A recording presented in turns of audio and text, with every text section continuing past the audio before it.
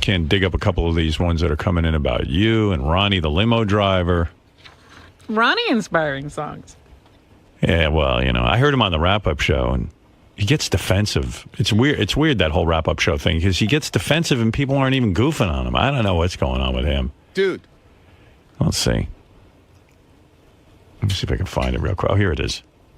You don't have to say it to her all the time. Howard is asking, are you in love with her? And either you are or you aren't. Well, I said it a few times, so what does that mean? Do I have to keep repeating it? It's not like I'm not... But John, are you in love with your wife? Absolutely. Right, that's the answer. Yeah. Okay. So are you in love with Steph? I like her a lot. See, when you say that, Ronnie, it sounds to me like you're keeping your options open. No, I'm not keeping... No. Right, I'm with her right now, okay? Now we're gonna... I always question her. See, I have this hang-up, and I talk to my shrink about this, okay? I have this hang-up. Why is she with me? And what does she say? Because she loves me. He goes, I question whether she loves me, because I think sometimes he thinks he's me. You know how people always rap about, like, because am I famous, that's why Beth's with me? But he's nobody. You know what I mean? Like, he goes, I question why she's with me. Yeah, there are a lot of women who've wanted to be with Ronnie for... If anybody really, to get something. If he doesn't even understand the question. If he really listened to the question, you question why she wants to be... If any woman ever really loves someone, it's you. You're not famous. You're not, I a rich man. That, but I still have that hang up because I saw shit that my father went through, okay? Where'd your father go? Not you, my father. No, it's me. not you, dude. It's me. No, my father. No. Not you. It's not and your you father. Don't you say a word to me, okay? Who? Because you, whenever something that's going on, you know how to attack me. Robin? And I say whatever or whatever it is. I tell you, crazy. And you contradict me, whatever I say. You know what? You, when you're under the gun from him, all you do is sit there and laugh. You can't answer either. You got no comeback to him either. So don't even go there with me with anything. What has this got to do with me and you? Because I was listening to this He's shit. He's nuts. Because I was listening to You're this nuts. shit I am You're fucking nuts. You really are. I am fucking nuts. I was laughing. Everybody fucking here is out of their fucking minds. You're nuts. Everybody who works here is nuts. Ronnie, in their own the guy fucking asked way, you okay? a question. Why can't you say you love Stephanie? And it's then got you nothing to do with you. Why do I think it's? Why right away you think it's you? Because you just gave it. I said shit with my father, you want the answer? not with you. It's not your father. Yes, it is. Your father was famous? No, I'm not famous. The woman your father was with wasn't after his money. He had no fucking money. How do you know? Because I know. Where's his money? He had nothing. I know where he lived. He had shit. But still, you're comparing yourself to me. No, I'm not. I'm not. You question whether she loves you? What do you have? She's not a gold digger. What is she with you for then? Yeah. Don't talk. Don't talk. I'm talking. Asked a good question. You can talk. All right, I'll talk. I'll ask the same question. Don't talk. Ronnie, you question why your girlfriend is with you. That's just my hang-up, okay? I'm sorry. What do you have that she's after? You got nothing. What is she with you for if it's not because she You're loves not a you? millionaire. You're not famous. She's not. What is she after? You're comparing yourself to me. No, I'm not. not. That's what people say about me. They go, oh, Beth's with him because he's famous and he's rich. Please, what are you? Well, why do you mean you question why Stephanie's with you? You're a fucking limo driver. Yeah, okay. She loves you. How clearly. do you know? How do you know she really loves me? She loves you because she's not after anything. It's fucking words. That's all it is. What, is she after money? Does she want you for your car? I don't know what do you think she's I don't know after? if she's after anything. It's just in your something mind, in my head. Okay, so in your mind, what do you think she could be not after? You. Right away, what is she after? The Nobody, 30 everything grand? doesn't surround around you with me, okay? What does she think you're after? Your apartment? Those Playboy mud flaps? Stop it now. That big tire in your basement? Yeah. What do you think she'd be after? Why do you think it's you, though? It's not you. You're not listening again. This is why you're funny. You don't even know why you're funny. I'm not funny. I'm not funny. You say she's after you for something. That's your fear. I don't. What is it she could be after? You're comparing yourself to me. Yeah, in my case, someone could be after something. What's she after? I'm not comparing myself to bottles of Mambo? What is she after? I'm not comparing myself to you. Yes, you are. I am not. It's got nothing to do with your father. What has she gained? What has she gained? Tell me this. The woman who was with your father Was it after anything? Yes, she was. Okay, what was she after? Whatever money he did have, Money, she was he had after. 3 cents, that guy. Boy, Whatever. was she, Yeah, she's a real boy, gold she digger. was digging her way right to the middle. I discussed this with Stephanie. She knows all about it, okay? I'm not it's even not about criticizing you. Of course it is. Oh, God, why is everything Why can't about you see you? it? Because you're putting yourself in my No, position. I'm not. What? What is she after? Dude, she could date, telling she you, could date I'm a police telling you- officer and have the same I'm thing. telling you how I feel. She could date a that pizza it's not delivery about guy. you. It's about what I saw my own man go through, and you keep telling me it's about you. Stick with me, and I'll show you every Rick's Cabaret. what has she gotten out of this? What, in other words, what could she get out of being with you? I don't know. Money? What has she been grasping at so far that you still have this feeling? She's a young, pretty girl. She could get a lot of richer guys I than know you. she You're not could. exactly the richest guy on the Exactly. planet. Is No. she pushing you to do something? No, absolutely not. Then it So then- doesn't seem like she wants So then, why anything. would you make this statement that Because that's it's just something in my head, Howard. That's but all that's, it is. But that's not your situation. Of course, she loves you. You're a limo driver. You're not David Arquette. I You're didn't not, say I was. You're I not Mel didn't Gibson. say that. Did You're I not- say that? In other words, you're a working man. You're a hard-working man. Yeah. Okay. What is she going to get out I of don't being know. with you? I don't What's know. she gonna It's inherit? just something in my head. Okay. And she's hanging out so long to get it. He Boy. goes, I always question whether she really loves me. I think he thinks he's famous like me. Are That's the you only thing I can crazy? think. Right, Robin? Well, I'm trying to think. Does she go around God. Why telling would- everybody she's Ronnie's girlfriend? And You know that who I gets go the out with? Doors open. Yeah, she goes, you know who I go out with? Ronnie the limo driver. You know what everyone's reaction is? Oh, so you're after his fame and wealth. Right. Oh, come on in. Let's close down the store because you're here. Yeah, pretty woman. Let's go on a pretty woman shopping spree. You got all that Ronnie money. Oh my God, Jesus! I can't. You ask me a don't question know. and I answer it, and it's not good enough for you. I don't know if you know this, but my boyfriend is verified on Twitter. Wow. Yeah. With I'm after- 74,000 followers. Wow. I'm after his verification. You know, he's Stop verified. it, man. You know why? Why? You don't even When hear the question. Yeah, but I'm I hear trying you on to. the wrap-up I'm show. trying to answer you. But it's a and you- ridiculous answer. You're Well, that's afraid my she- answer. It's she- not you. So It's got why is nothing she to with do you with if you. she doesn't love Ask you? her, call her and What is ask her. she How many after? times have I Are said you to her? secretly rich? Yeah, You're I not mean, telling Maybe, us? maybe I am. Maybe I am. I know you he's don't know not. what I have. No, you don't know what I But I have. do know. Yeah, you don't know. believe me, you I know. don't know. I've seen everything. Is he like a really wealthy guy who just Yeah, decided, I'm going to exactly. drive a limo? I'm going to because I drive like a limo. cars? Yes. Yes. You know what? I didn't want to tell you this. Good. Ronnie's worth $7 billion. Right. Exactly. That's why. Right. He's worried. Actually, I own all 23 Rick's clubs. Yeah. Nobody knows. Now Well, you act like I you do. understand. Yeah. Now I He understand. probably told her that. Yeah, I didn't tell anybody anything of the sort. Now stop it. All right. Thank you. I don't know why you don't get it through your head. It's just something that I have a feeling about. I'm sorry. God.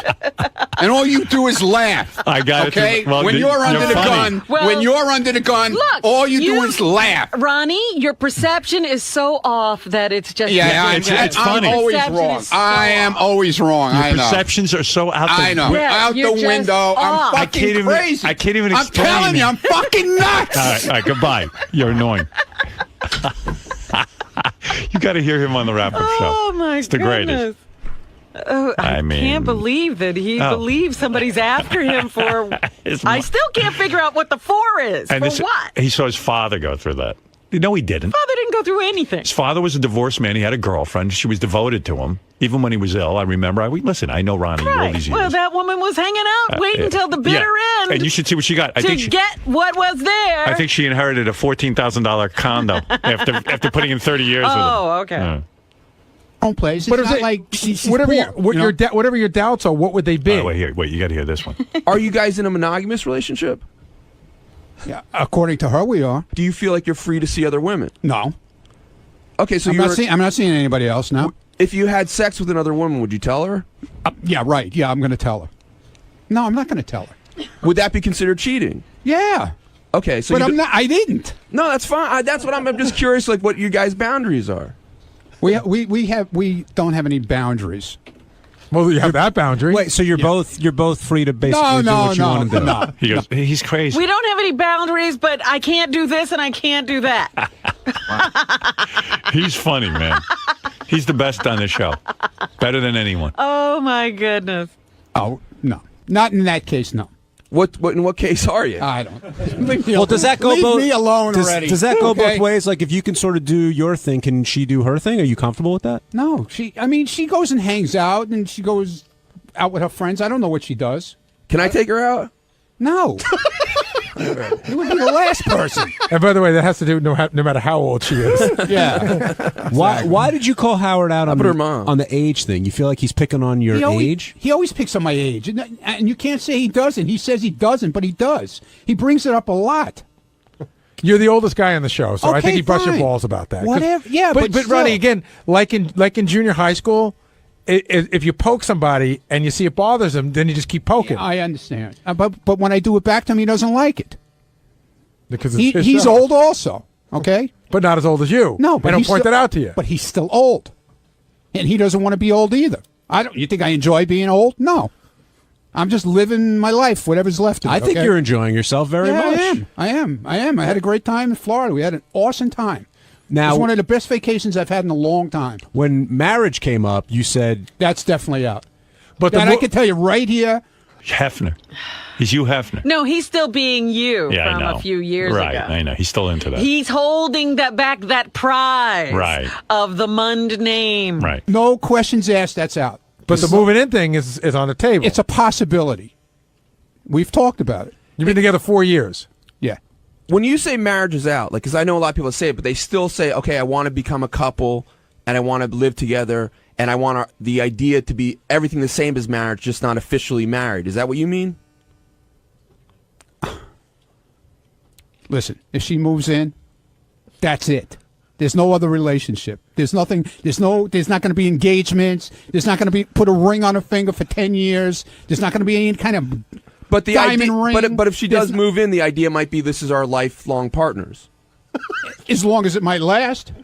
Do you think at one point she may want that stuff, though, Ronnie? What? A ring? She says no.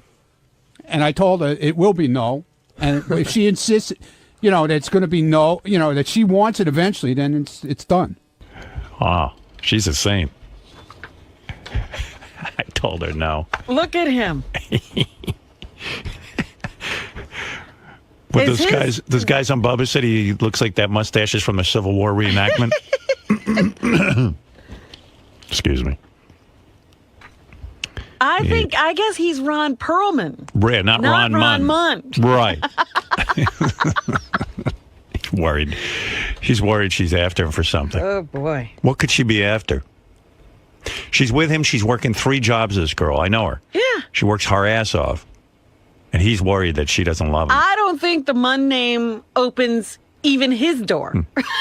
He has Right. to open He's it worried. himself. I think he thinks he's famous and rich or something. He's living some sort of Something delusion. he's got, and she's going Right. to get it. She's going to get What it. are you talking about? Why don't you She's just got- change your name to Howard? She goes, what? Howard. Howard. Howard. Howard. Why? Are you crazy? You're crazy. Okay. Listen, she has her own thing. She does her own thing. She wants works. the Munn name. She works 2 jobs. I know.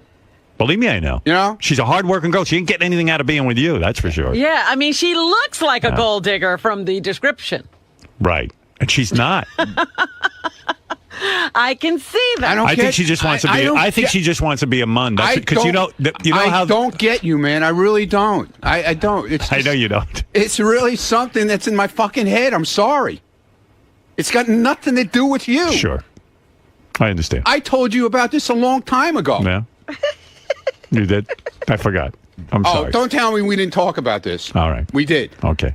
And you agreed with him? You Years were in the ago. car. Years ago. He's driving. I don't want to crash. afraid. He'll drive me into a lake, and I can't get You know out. what? You know what? He's so full of shit because we talk about stuff all the time, and he'll deny it from now until next year. Okay? I'm not denying anything. Who knows what you say? Yeah. Okay. All right. She's Fine. Still trying Fine. to make it out. She ain't a gold digger. She's a dirt digger. Because believe me, you got nothing. I don't know what you're worried about. You don't have some mass fortune that she's It's got after. nothing to do with that. So why do you think she'd be with you if she didn't love you? What is don't she in? know. What do I'm you think? What do you think she's looking for? Yeah, she's I not don't. I don't. It can't be know. the Munn name. The Munn name closes doors. It doesn't Right, open doors. Yeah. Listen. I don't People know. hear Monday, close the door. Where in the Yeah. world is he such a big shot? I don't. Maybe I'm the not. Rick's I didn't Cabaret. say I was a big shot. When did I say At I Rick's was a big shot? Cabaret, he What walks. is she No, I getting didn't out say- of- when she did I walks say it was a around big shot? bragging that this is her man? My man is Ricky- listen, I don't Ricky love him. man. I don't He's love Ricky him, man. but when he dies, I'm going to inherit his empire. Right. I mean, she's sitting there. She's talking about what a wonderful lover you are. She really enjoys being I with understand you. that. She's a great kid. She's a great girl, man. Kid, That's what's cool about it. you're a good kid. Hey, kid, get over here. Stop One it. day you play your cards right, you'll inherit my nothing. Right. You'll inherit this. My you my just- NASCAR memorabilia. You just don't get it. Sorry. What don't I get? Nothing. What we am I can't missing? get it. I'm leaving. What is she after? I didn't say she was after You anything. said you don't. You said you don't think she loves you. You're have a I feeling, said I didn't. question. I said you question I it. question it. Right. So what would she be after? When will you get I an didn't. answer? I didn't say she was after in anything. your fantasies, why is she there? Since she I doesn't don't love you. know. That's what I'm trying to figure I out in my wanna know head. what you think you've got that somebody's going to give I up don't- their entire life for. I didn't say that.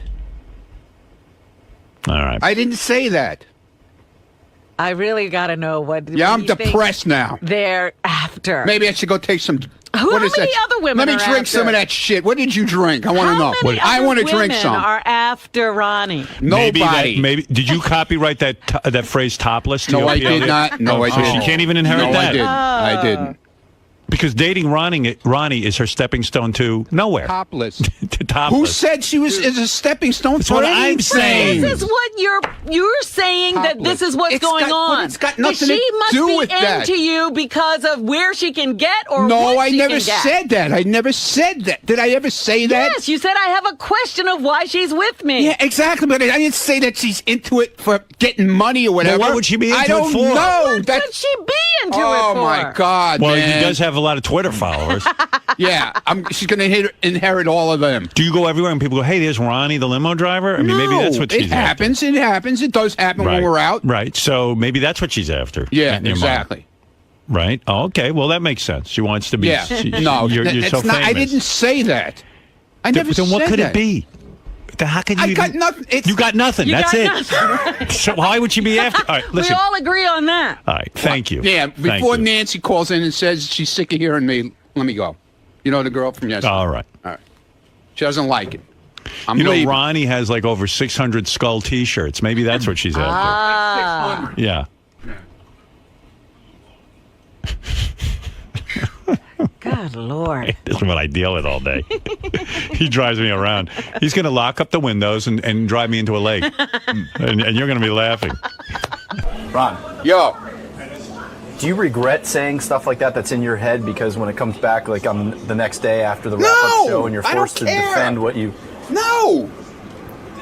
But when Howard breaks it down logistically, there's no reason to doubt her love or to... Say that again. When Howard breaks it down logically, Listen, you know, dude, it's like... dude, listen to me, okay? You're not in my head. You don't know what's going on. You don't know what's going on in my life. What's gone on years before, okay? You don't know. So you can't even ask me that question. But I'm saying when Howard breaks it down... I don't care what Howard. He's not my fucking psychiatrist. He thinks he is, but he's not. He thinks everything revolves around him. It doesn't. Other people have lives. They have shit. They have problems. Their own problems, not his. Okay? Why when Robin laughs does it drive you so nuts? I mean, everyone laughs on the show. Everyone laughs at each other. Fucking bald motherfucker is here now. Having a bad day, buddy? No! No, man, it just makes my Twitter followers go up. Oh, all right. You know? It's all Just keep hammer, man, hammer. Go ahead. It's all part of your master plan? Yeah, my master plan. This is my master plan. Sal, please come with me. Oh, you can't come and bother him. But Ron, everyone busts balls. Everyone laughs at one another. Why would Everybody's fucking nuts here. Don't you understand that? Well, why does Robin's cackle really? It just goes right through you. Because she sits there and knifes people left and right, through the back, through the neck, and then when she's getting on the fucking, she's on the fire, all she does is sit there and laugh. She's got no answers. Listen to what went on this morning. Listen to the playback. All she did was laugh through the whole thing. She can't answer either. Isn't part Isn't what? isn't part of her job though to fan the flames, to keep things Yeah, kind of fine. going? But she's as fucking crazy as everybody else around here, okay? Are you included in that? Chris? Yeah, I'm fucking nuts. All right. Just checking. You getting married? I'm not getting married. When did I say getting married? That's what these guys are saying. You told someone. Get the fuck out of here. When's the big date? This is awesome news. What's going Bullshit. on? Don't put fuck. You know, Doug, you're a fucking asshole. Get the fuck out of here. Don't put words in that goddamn idiot's mouth because he'll make a whole story of it. Who's going to Ronnie's wedding? Good morning. How are you? I'm good. How are you? Good. Welcome. Thanks. Very cool. Oh, let's see what's going on here. Nice. An ass first thing in the morning. That's what you need. Everybody needs to wake up to that. Exactly what you wanted to see on your Stern Show debut. Exactly what I knew I would see and wanted to see. Yes. Right this way. Right this way. Cool. Wow. Funky. So what's going on with you? You have a new book out? I do. I have a new book out, and it's called A Hell of a High Note. Wow, I'm really low in here. Hold on. Yeah, Howard gets you right into bed. Yeah, I just realized I was just in Howard's bed, I think. Yeah. I have a new book out, and I'm promoting it, and a new TV show coming out, Bottom Hit. Blah, blah, blah, right? Right. But more importantly, you're going to be meeting Howard for the first time I on the am. air. I am going to be meeting How are you feeling about that? I feel good. Contract player means Excited? I am excited. A little bit of nerves at all? 7 years of your life. I'm really nervous because I think he's really funny. And that must have driven I, you nuts because when you would get offered roles, I'm kind of good at. I'm a good it's sport. kind of a People it's can kind poke of a fun beautiful me. thing too because you're guaranteed. I'm also work. from New York, so I think we're gonna get along. You're interesting. You've worked with a bunch of very talented people. You're very talented yourself. You've been on American Idol. Sex and the City. No, I'm not. You have some good conversation to be had. I do. I think it's going to be. I don't know if he's spoken to people that have been on Idol. I don't know if people, Randy or any of these guys. A while back, a long time ago, but a lot's changed since they've come in. I think that was like 5 or 6 years ago. So. Yeah, I mean, it'll be. I'm interested to see what he asked me. I'm sure it's going to be funny and tough at times, but I'm up for the challenge. Didn't I see him coming in? Is that you? That's me. It's good. I don't like it. All right, then let's take it down. Take it home. Let's take it down. Forget this. I'm not going to look at this anymore. We're over that. Come here. We're going to put your head here. My head there? Yeah, just put your head right there. Good. Just stand here for the next 10 years. That's nice. That's much better. Thank you. I like that. Thank you. Let's see now. Let's really see if you look like this. Oh, he's way hotter. Oh, thank you. I'm kidding. But he's better looking. That one I actually like. That's a good one right there. I like that. All right, let's put this back. You sure? Yeah, I'm pretty positive. You don't want to take it home? I don't know. Will you sign it for me? Sure. Where will I put it, though? I don't know. That's up to you. Ronnie working his charm on you Yeah, already? he's giving me this. That's wonderful. So I mean, you don't mind if I take I this don't. home, right? I actually would like you to take All it. right, I got to leave you though because I'm married, but I'm going to take this home with me. Thank you so much. Really appreciate There it. goes my picture. No worries. I got. There's. What about this one? Why don't I take this one? That's Jeff the drunk. You can have him as Oh, I'm well. gonna take him too. Good. Do All I right, bend thanks, you, guys. See you later. I'm thinking that the value is what? I don't know. That'd be at least 6 figures. Probably. Yeah. A couple mil.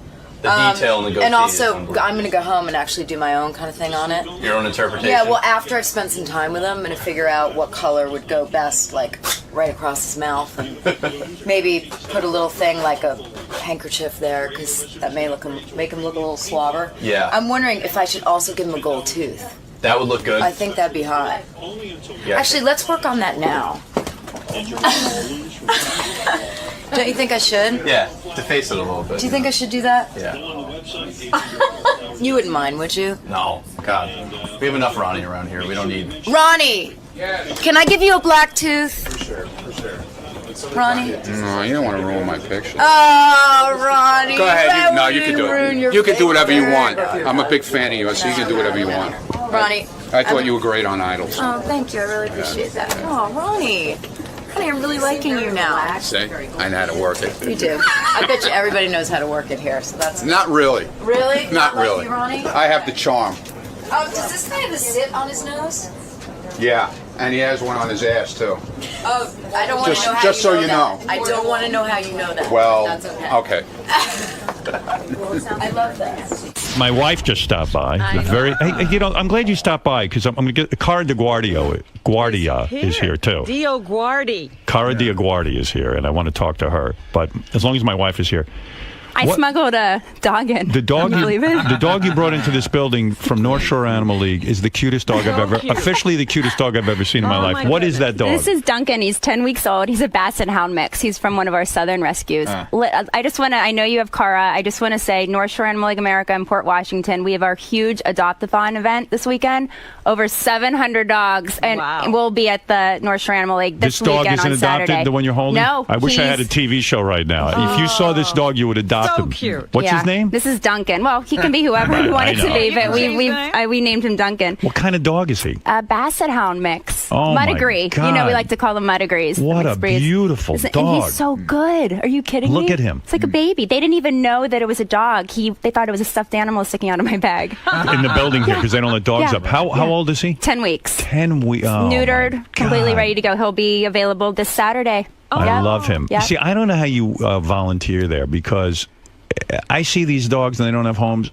This dog breaks my heart. Well, the beauty of North Shore Animal League is that every time I go, it's a new crop of dogs. So I know that these animals are being adopted. People come from all over. The only thing that breaks my heart are the adult dogs that are still there. And I just say, when you're there looking at these cute puppies, go to the adult dog area because they're already trained.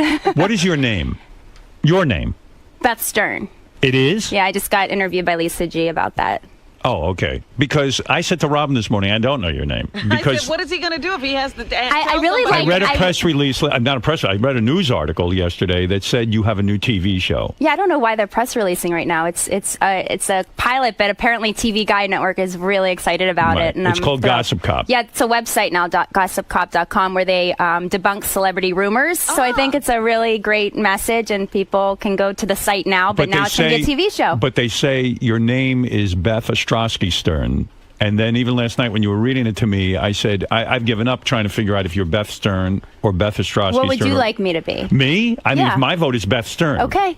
Because I played a clip this morning of some guy mangling your name, and it's like the guy. What did he call Beth Ostrowski? Or Trotsky? Is it really hard, Ostrowski? Yeah, it's a hard name. Why don't I legally change it and then I thought you did. No. Oh, you didn't? No. So legally, what's on your driver's license? About the Ostrowski. Oh. Yeah. Well, why don't I legally change it, and then there will be no more questions. Yeah, but you got to say to people, I want to be introduced as Beth Stern. Absolutely. I will announce it now. Please introduce it. Yeah, because I'm going on Fox I was on Fox and Friends just now. Now I'm going on Good Day New York. I will tell them to introduce me as Beth Stern. Thank you. And LX this afternoon. Yeah, I just want to know what your name, because people say, well, what is your name? I go, I don't know. Because I don't know my wife's name. Well. Now I do. Anyway, everybody come to North Shore Animal League this weekend. All right. And I love have you. fun I with love that Cara dog. And that is a beautiful dog, Duncan. All right. All right. I And love honey, you. wear a name tag because I don't know your name. I love you too. See you at home. I'll see you later. And she is one of the hottest Jewish women in the world, by the way. I don't know if you know that. When did you become that? There was an article that says she's on a list. Aren't you on a list that says you're the hottest Jewish woman?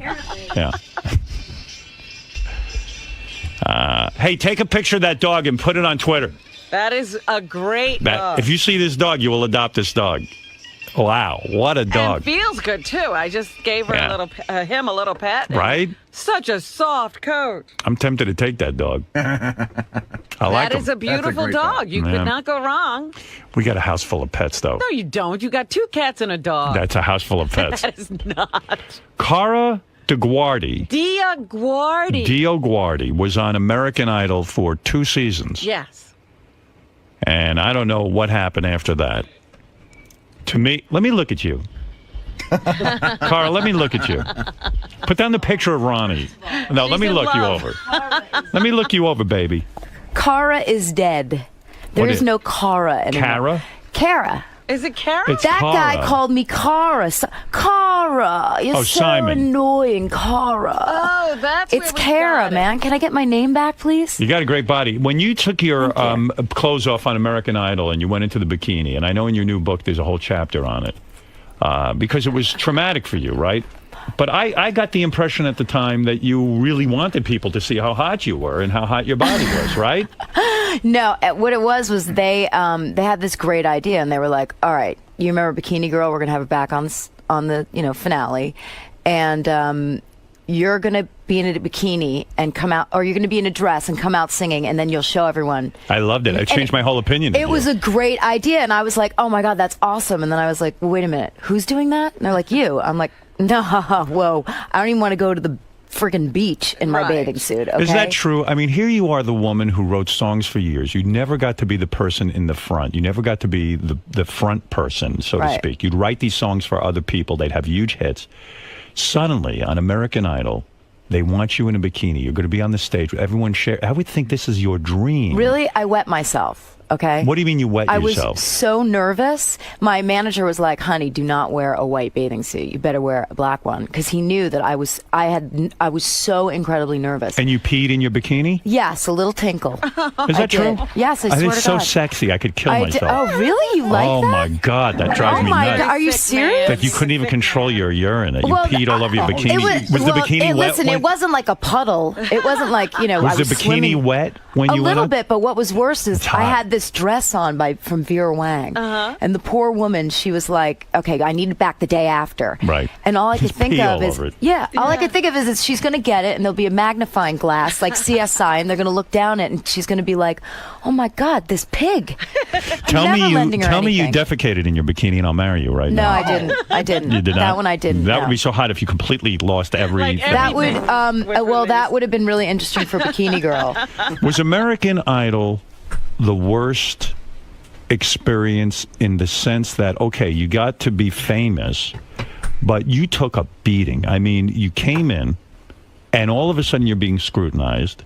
Mm-hmm. Everyone's calling your name. I was doing it too. I mean, you were, everyone's like, get her off of there. They don't need a fourth judge. No, I totally. It was like I broke up the Beatles, and right. I think what was really frustrating for me is that I could never voice who I really was, and they didn't set it up so well. So people were like, they didn't introduce you properly. Who the hell is this girl? She's got like some teased hair. She looks like Paula's cousin. She's sitting there. And part of it was I was so incredible. I sat on the couch in the back of the studio. I got coffee for some of the artists at times. They'd walk in and go, "Honey, I need it black with milk." Right. So I was so behind the scenes. The weird, in a way, they could have orchestrated you coming on American Idol in a better way to make people like you and understand the need for you. Because if you really analyze it, more than Simon, more than Paula, more than Randy, you've actually written. How many hit songs have you written? When I say hit songs that have been on the top of the charts, a lot. Like 40, 50. I've sold songs of mine have sold over 159 million records. Wow. 159 million records. Songs that so I've had. if they had made that clear, like I didn't know anything about you. All of a sudden, I thought you were Paula's friend or something, or you were using you to keep Paula in line, which is the worst thing. That's almost to bring someone in and say, hey, she's here to get Paula in line. Look, it was not easy, I got to tell you. And I think the hardest part was when I did sometimes read the blogs. And they were pretty hard on me, but also at the same time when I'd watch the show, I'd be like, she is annoying that person because that person wasn't me.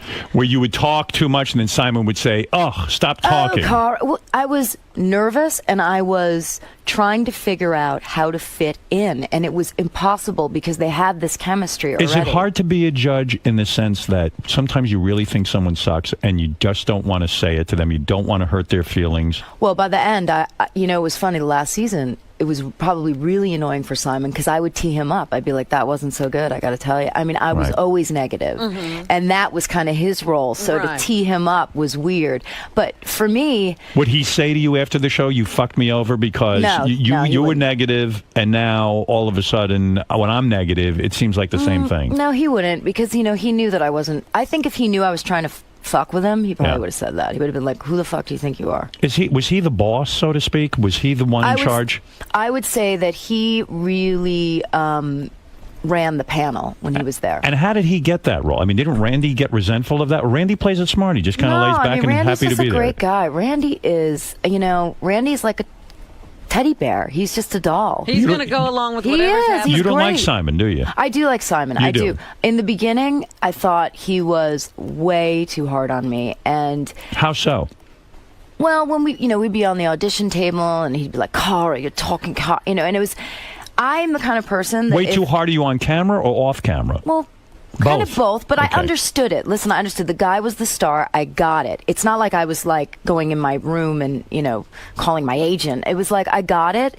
I was just trying to figure out how to adapt around him. He could have been more helpful, is what you're saying, because he affects everyone's perception of you. Totally. And when he blows you off and he cuts you off and rolls his eyes while you're talking, you're doomed. But That's you know it. what? That's TV, so I got it. Like, that's who he is. That's his role. But by the ninth season, we started to, I think, develop a respect for each other. Mm-hmm. And I have to say that I learned a lot from that guy. I learned a lot by watching him. So for that, I have to give him thanks. Explain to me, as a songwriter, how you make a living, because I don't understand it. You write the song, and then after you write the song and someone like Christina Aguilera sings your song, Yeah. you get checks on a regular basis. You get, I mean, if you write big songs, we're talking millions of dollars. Wow. So I was... You've written big songs. Yeah. And you have millions of dollars from Yeah. it. And it's constant. In other words, I have friends who are in the music business, and they say, oh, the royalty checks just keep I'm taking 2 years off because the royalty checks come in. It's that big an amount? And how do you even know they're paying you the proper amount? How do you audit that? Well, first of all, I'm one of probably the only songwriters that own their own catalog forever, since the beginning. You own all your own music. I did, but I sold everything about 3 years before I went on Idol. Mm-hmm. So when I was approached by Idol, I was almost like, I think I'm out of here. Yeah, I think you I'm were done now. Like, I'm just going to chill for a while. I had millionaire. In other words, you had enough. You have enough money that you could have said, "I'm done songwriting. I'm done working. This is it. I can play the rest of my life." Oh yeah, I mean, I made more from songs than I did from Idol. Of course. Yeah. I mean, from what you're saying, you're one of the most successful songwriters in the world, aren't you? I think people would say I was one of the Can you give us some successful. titles? Yeah. Well, here, wait. Let me do this. I'll give you some titles. Why don't you do it? Here, I'll tell you. I'll give you some titles, and then I'm fascinated by this. I really am. How do you know they're paying you the proper amount of money when you're? Well, you check it, and I mean, when you check it, who do you check it with? I go to BMI. I go to performance rights societies, the record labels. I also. How could you really know that you're being paid properly? You really can't. Well, you audit them too. You do. Of course. And you've done You want that. to know this? I am the only person in the history of the music business that audited a company and they had overpaid me. Who was the company? I had to pay back the money. Who was the company? EMI. EMI. In other words, they'd sent you royalty checks. Yes. You checked. I had to send back money. Why did you tell them the truth? Could you have lied? And What do you mean? They found, because when they go through the books that you have to disclose. Yeah. Oh, Can you imagine? Have you ever audited and found that you were owed money? No, not yet. Because you know why? I register my songs. See, a lot of writers like to go, oh, I didn't get paid. Did you register your song? What does that mean? They go, you have to put it in with the company. If you don't, they don't know to pay you. I see. You've got to keep an eye on your songs are your children, and you have to keep exactly. And I'm a business person. I own a publishing company. Does it kill you inside that you don't get to sing your own songs? It would drive me insane. I mean, I always felt bad for the guy in the band, Robbie Robertson, who wrote all those songs, but he couldn't sing them. At least he got to be on stage and play the guitar. Right. Is that the worst part of this whole experience in your profession? I mean, I wanted to be an artist in the beginning, but that didn't work out. So you hate singing, don't you? I hate performing. Because your father ruined it for you. Well, I don't want to say he ruined it, but he pushed me as a little kid, and I kind of, I talk about it in the book. I had stage fright. I definitely Your had dad stage would fright. say, Cara, get up there on the stage and sing. Yeah. And that freaked you out. It totally freaked me out because I was a perfectionist, and I was more about, like, am I going to get it right? Is it going to be great? As opposed to loving it and being in the moment. But I have to say, I thank my dad for that because it got me ready for American Idol. You make that good, that your father would force you up on a stage to sing. Well, when you're in front of 25 million people live, thank God I had that kind of experience. Did you ever go out and perform some of your own songs? Will you ever sing your own songs? Well, that's sort of how I got to writing the book, is I was doing these shows where I was singing the songs I co-written and telling the stories of Is how that what they you came did? to be. Because of American Idol, you probably said, hey, I could go out and do a little show and people will come here. Like Burt Bacharach Well, used my to do that. manager forced me to do it again. Burt Bacharach couldn't sing his own songs, but he became such a known personality as a songwriter that he could Right. go out and people would say, okay, I'll maybe go see him. he can't sing it so great, but that's it. Are you a good singer? Asked me to sing one of my songs. All right. What's your biggest song that you ever wrote? What's your favorite? Well, I love Sober. Sober. That's the one Pink did, right? Yeah. So when she's on the radio singing that, and you obviously can sing, do you ever say, why didn't I just record that song? No, I say, thank God for that bitch. I love her. Really? You don't want the spotlight? No, not like that. I love singing, I do, but... What do you mean you wrote that song?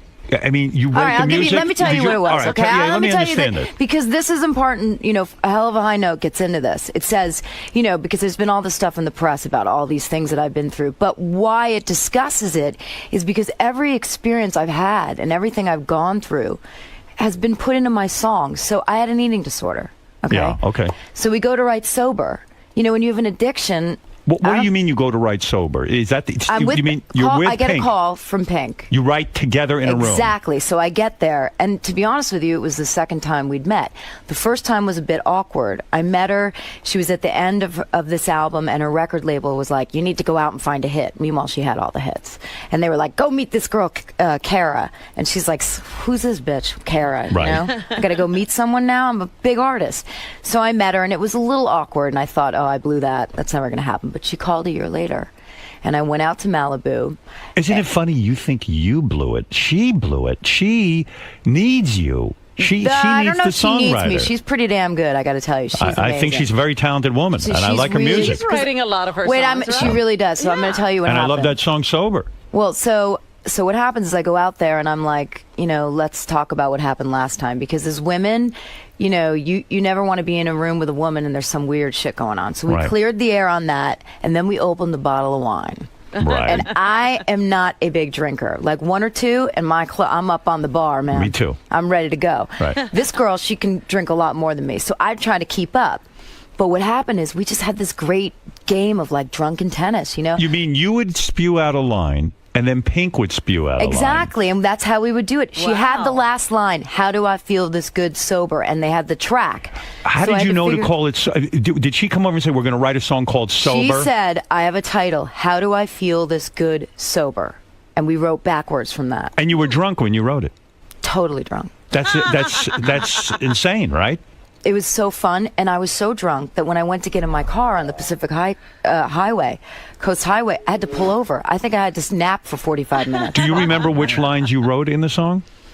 I remember the pre-chorus. I definitely influenced because it was a 4-bar loop. I don't know if you about. We don't know anything. Right? Okay. We're idiots. Yeah, start from the you're basics. definitely not an idiot, Right. but night is calling, all that stuff in the pre, and a lot of the melodies, and we did it Who together. writes the melody? You guys write We it both together. do. I mean, to get down to who did what, I'm telling you, that girl is one of the most talented people I have ever been around. That it was is insane. The best writing session of my life, and on my mother's soul, the girl went into the recording booth and sang it 3 times, and it was done. I've never heard a better explanation about how someone writes a song. I've never really gotten... Chemistry. It's a date.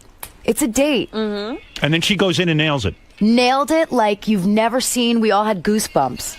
Do you go to an office every day? Not every day, but I go there. You're a record executive at Warner Brothers. Yeah. You have a title. What is your title? It's like A&R. Right. You go out and discover people. That's got to be a trip because you can literally take the hand of God and forget American Idol. Yeah. You could take the hand of God, go see a kid in a club, and make him one of your I'm artists. trying to change what's been going on in music because here's the thing: we got to have the right gatekeepers. Because people ask why isn't there a Beatles or a this or a that? Right. Well, artists are sensitive, and if they're in the wrong hands, they'll end up in bed for 4 years. So imagine that somebody walks in who's really got the goods and they're mishandled or they're not talked to. Creative people speak a certain language. Business You're absolutely people and creative right. don't. So You know what? They respect me more than they would like some, guy who really has never You're written a absolutely song or- right. You've written songs. You understand artists because what you say is not bullshit. I have friends who are in the recording industry. They can't get out of bed in the morning. They get into such depressions. They feel so much. That's how come they can write songs. They feel this intensity, don't they? They do, and that's partially what this book is about. It's you cannot write great songs unless you come from a place of truth. And when you talk about Pink, the reason she's so great is she comes from her truth. She's not ashamed of it, and she lets it out there. And she's inspired so many people, especially women. So you sat in the studio with her. She does this song, and you can smell a hit, can't you? I was, whether it was a hit or not, it was a life-changing experience for me. It went in my brain. I went, why would I ever go in the studio with someone who didn't inspire me? Now, after that magic happens, why does she say to you, let's go sit and write 10 more songs? Why is it just the one? Well, you know, she wrote a lot with Max Martin, these new songs, and he's one of the best songwriters ever. You see what's coming across right now? Here you are, a woman who's incredibly knowledgeable about the music industry and have been responsible for millions and millions of records, and yet that never came across on American Idol. And in a way, that's the program's fault. You couldn't have set that up. We didn't know who we were listening to. In fact, you seem to be more important to me now because you do have this credibility. Well, thank What's you. the most difficult song you ever wrote? I'll give you a couple of... Ain't No Other Man. Ain't No Other Man. I'll tell you why. Why is because that? Who did that, Ain't No Other Christina Man? Aguilera. Yeah. I wish I had that to play right now. Yeah. I'm sure I'll tell can you why it find was difficult. Why? Okay, let me see if I can clearly state this. You know when you go into karaoke bars? Yes. You know the track, the music they put on? Right. Well, a lot of times today, producers will give you a track. It's already done. The music is sounding great. It's ready to go. Okay? You have to write the top line, which means the melody and the lyric. Right. She had this track from a guy named DJ Premier, and it was going, do your thing, honey. Do your thing, honey. And I was like, oh my God, shut that bit. I'm going to kill myself if I hear that one more time. Right. And Christina's going, this is my single.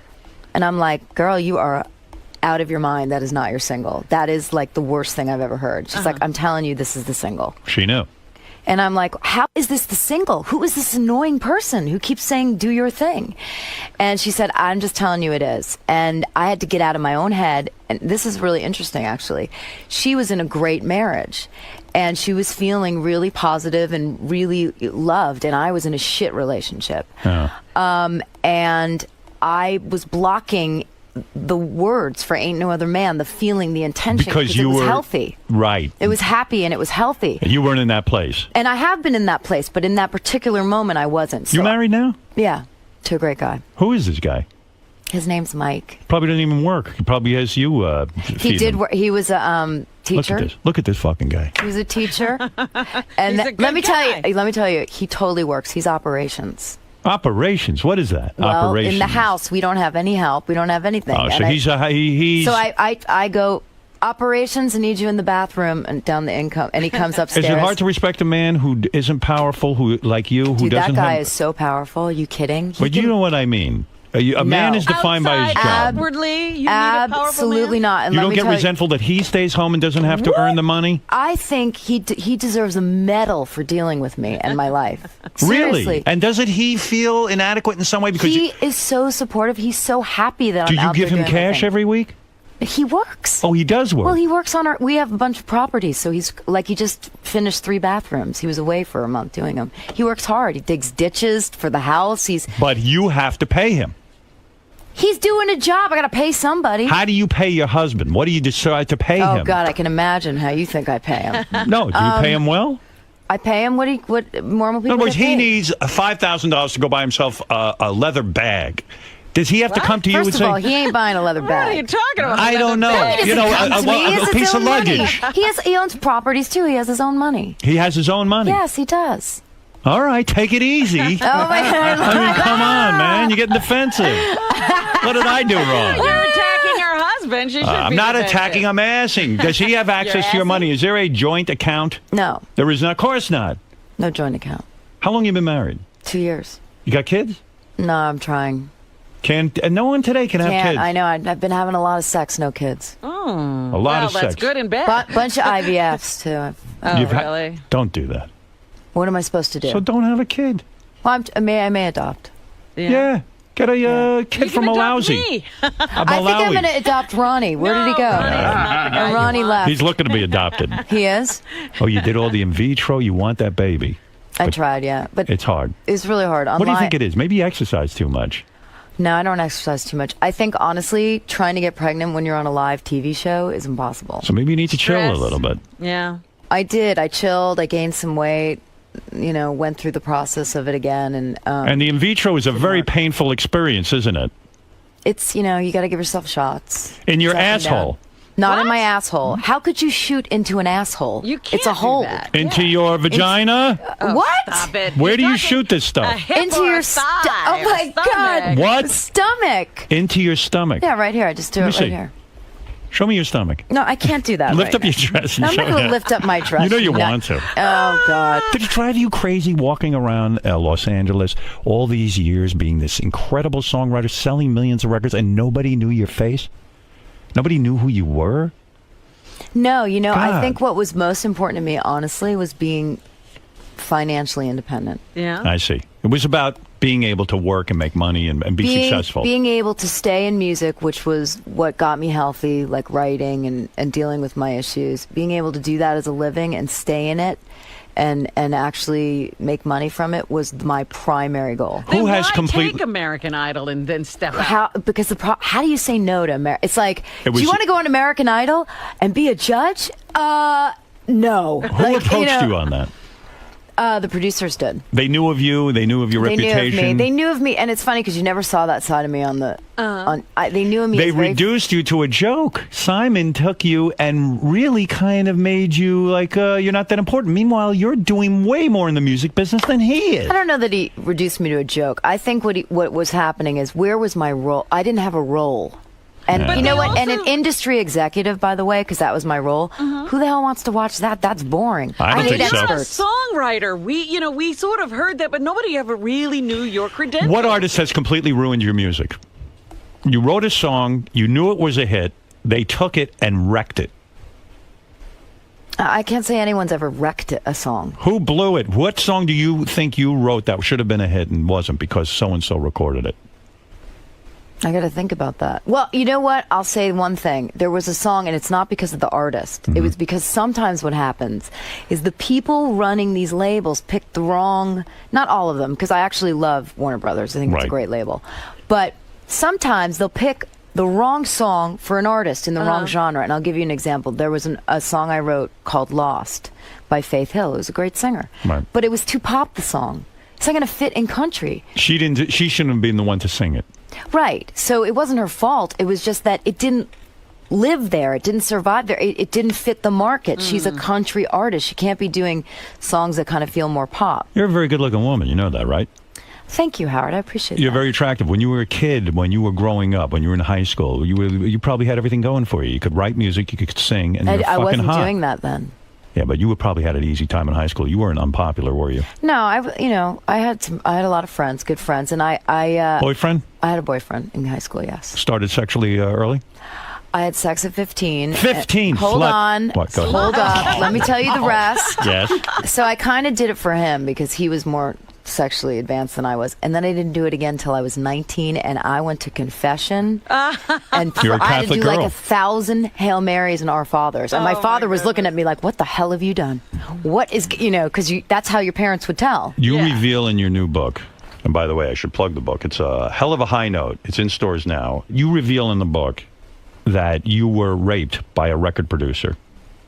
Now, after an experience like that, which when I read the notes, I got really sad for you. I mean, again, it sounds like Kim Cattrall saying, like, you go in, you were probably, a young kid. How old? Like maybe 28, 29. 28, 29. You're a good-looking woman. You walk in there, and all you're trying to do is sell songs. You're trying to make a living. Some fucker, I don't know who the guy is. I don't know if you name him. No, I don't. No. Why is that you name him? Because if you make it about one person, then it's about that person, and it's not an experience of all the other people that have gone through this. Yeah, but why don't we out these people? I don't understand Was this that. I was person talking. ever punished? I'll tell you, I walked straight up to him in a club. The 2 days later, well, the day after, I stayed in bed because I was just like freaked out.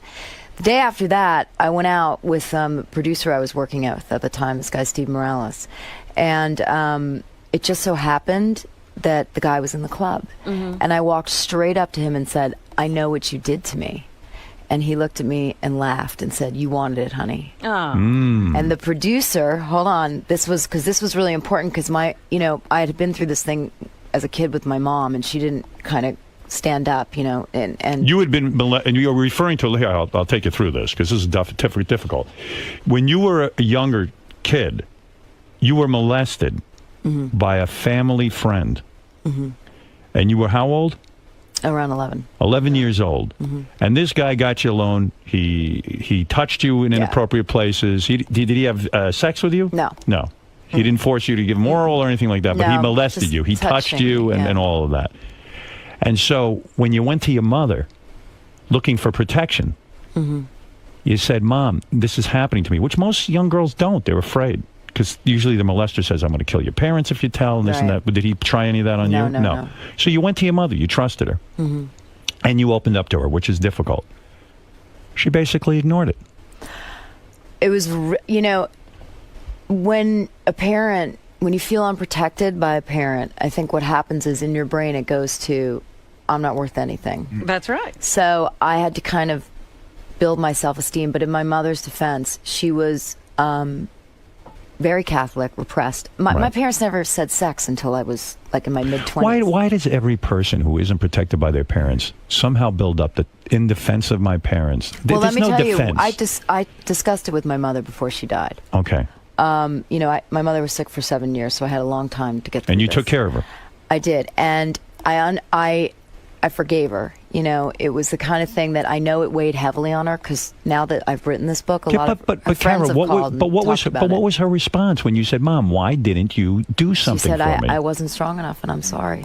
And that's what you don't understand, Howard. These people are doing the best they can. No, I do understand and that. they don't She have really the was. wherewithal. She didn't I have. There was no understand. Oprah back Would be then. right, yeah. There was No, no I one understand to tell. And that. this was one But of her this is- close friends. let me It ask was you a bad something. situation.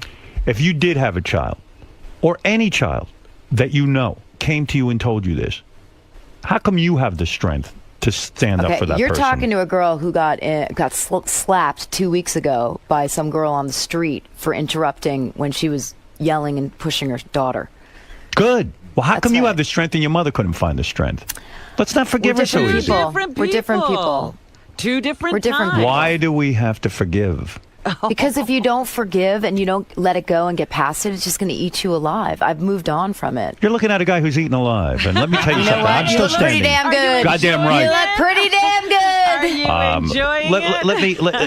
Well, so getting back to this painful subject. So you had been through this, and I don't understand what happened with this record guy. You Okay, go so in. this is what happened. So I go up to him and I say this, and he laughs at me. But the producer I'm with sees this, the guy that I went to and goes up to him and goes, "You fucking ever touch her again, I'm gonna fucking." And so he stood up for me. Right. And it was this amazing moment where I just felt like so protected by him. How did And- this guy rape you? Were you on a date with him? Yeah, I was on a you date were with on a him. date. So what happened was he had been acting like he was so interested in my music and that I was so talented, and I was, down in Miami and I didn't have any friends there or anything, and I was working all the time, and he seemed really nice. He had, a daughter, I don't know what age, but he seemed like A he good was dude. divorced, but he seemed like a good guy. Right.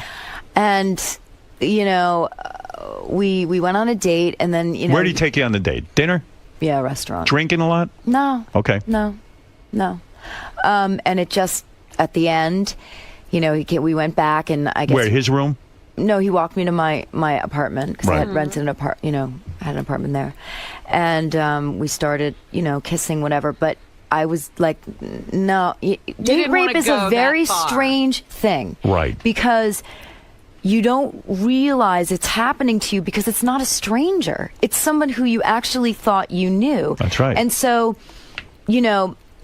before I knew it, he's like, it was just He's you're kissing you, frozen. and then all of a sudden... And I'm like, no, and you said no. a million times. And he kept kind of pushing it. Yeah, and then And he pushes himself into you. right, I'm not sure that he. I don't think there was, You don't think there was penetration? No, there was that, but not. He didn't. Come or Yeah, something. he didn't come. You don't think he came because No, what? You 'cause threw then him I off was you? like, then I started. I think to, it got awkward. It got weird, and you just said no, again, and then get finally, off of me.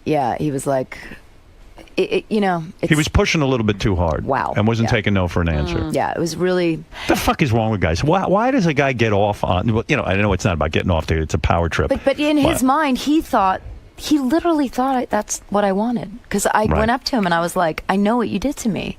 And in that moment, for whatever it was, I got some power back. Would have been nice even if he could have said to you, you know what, I got carried away. And I would have understood that. That you would have responded to. If he said to me, you know what, I thought about it and I was right. I was a little too wrong. aggressive or whatever. But no, he said you wanted it. Yeah, clearly and you wanted by it. the way, here's the thing. It's like, I really was, all I cared about was doing my job and getting my songs on records. I was like a scrapper. I mean, that's what I cared about. I did not care about, I never had sex with any guy I ever met on the first date. The guy who yelled at him for you, did he try to have sex with you? No. Because that would have been my move. No, he I would have yelled at that guy. What about me? No, he didn't. I calculate everything. No. I go, I'm going to yell for her, and I'm probably going to get in her pants Oh tonight. my God, no, he totally How didn't. long did it take you to actually go on a date with a guy after something like that happens to you and actually trust a guy and get into bed with him? I think what happens is you get into the wrong relationships because it just reaffirms that I'm not worth any, that thing that I was coming back from. I had to, most of my career, I've been building back my self-esteem, coming back from where I was. And that's why I used all those things to write Walk Away, because I did get into a bad relationship. But I finally got it right. I'm with a great guy now, and that's why this book, I think, is important. Doesn't date rape taint every relationship you have with a man? Aren't you sort of expecting that every man is an animal? I think what it does is it makes it very hard for a person to be intimate. To truly, like, it's one thing, when you first meet someone you've been dating and then you start having sex, right? And it's like that new thing. But once it becomes like something you've been doing with them, it's the intimacy that keeps you together. I love that challenge. I wish I had met you right after that. Because Really? I love the challenge of making someone feel trusting. That's the strangest thing you've ever heard. I've done it 3 or 4 times in my life. Really? Absolutely. You know what? I'm I terrific actually at that. could see that. You're I'm a the cleanup guy batter. Date after date rape. Many women have come to me after date rape and said, I'm talking with them. They tell me about it. never And I knew go, this about now you." here's a challenge for me. Oh my God, you're a sicko. I and love it. I never knew that about I nurse women back to health. You do? I wish I could have Shit, nursed I wish you. I'd known you. I wish That's I knew right. these women. I don't even know I them. know. Oh God. The book is called A Hell of a High Note. It's in stores now. Carol will be signing copies of her book at the book review in Huntington, New York. This is a very important appearance, and you will get to see her. You will sign everything, and you will sit there and sign everybody's book, right? Not only will I sit there and sign it, I'll take pictures and photographs. And will you kiss them? Talk. I hug and kiss all. You of them. do. Not French. No French kissing. No, just. Well, then you haven't gotten over your situation. No, you're there. right. You need God, me to. what kind of a book signing would it be unless there was tongue? Total orgy. I had anal with all of the people online at my book Did you signings. really? Absolutely. Oh that's why you're my ass walking was so weird. sore. I know. That's why. That's what's going on. May 7th at Does noon she at Book still Soup. have people coming up and singing to her? Yeah. Because they, You know what's so Now, cute? you're going to be on a new show, right? You're Yeah, going to have Platinum Hit. where you're a judge. I had judge on a songwriting. But this makes sense because it's a songwriting competition, and you're a songwriter. Yeah. So this should be good for It's you. really actually. It's a great show. Maybe you'll get to shine, and you like this better because it's pre-tape, so that you feel it can be edited. And Yeah, that's got its own issues because I have a lot to say, but they edit everything down. what the fuck is wrong with Paul Abdul? Go ahead. Really, what is wrong? What are you still friends, or you got? Did the I just saw her 2 weeks ago. American Idol experience ruin your friendship I for a think while? I think it was tough for Paula to arrive on set one day and then for them to be like, "Oh, by the way, there's fourth judge." Like you the were day very of. close. This is interesting in your book. Your book makes a lot of interesting revelations.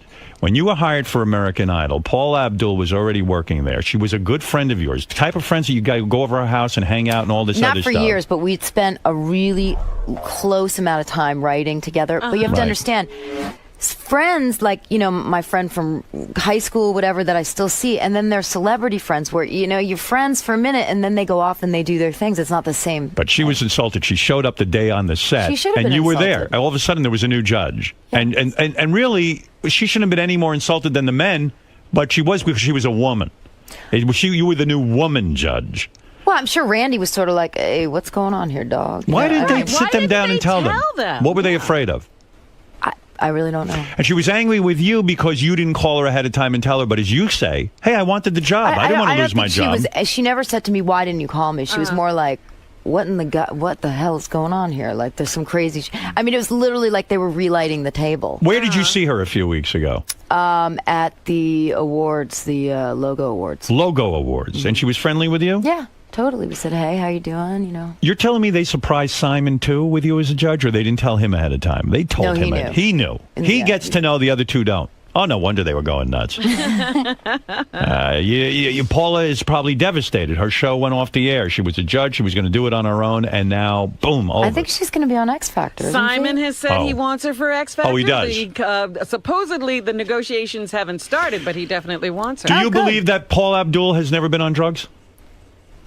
I think she said that she's been not on like drugs like pot or coke. I think she said she's taken some pills for her back. Do you think she's loopy?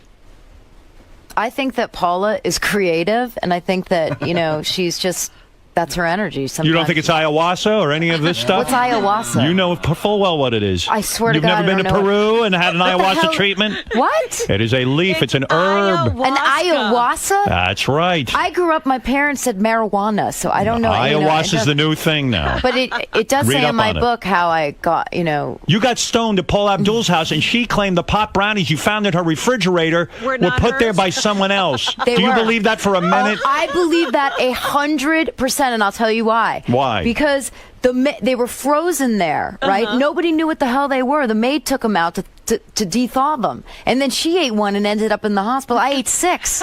I couldn't even walk. For 3 days, I missed Father's Day. My father's like, what the hell? You got to be in the music business with a bunch of drug addicts.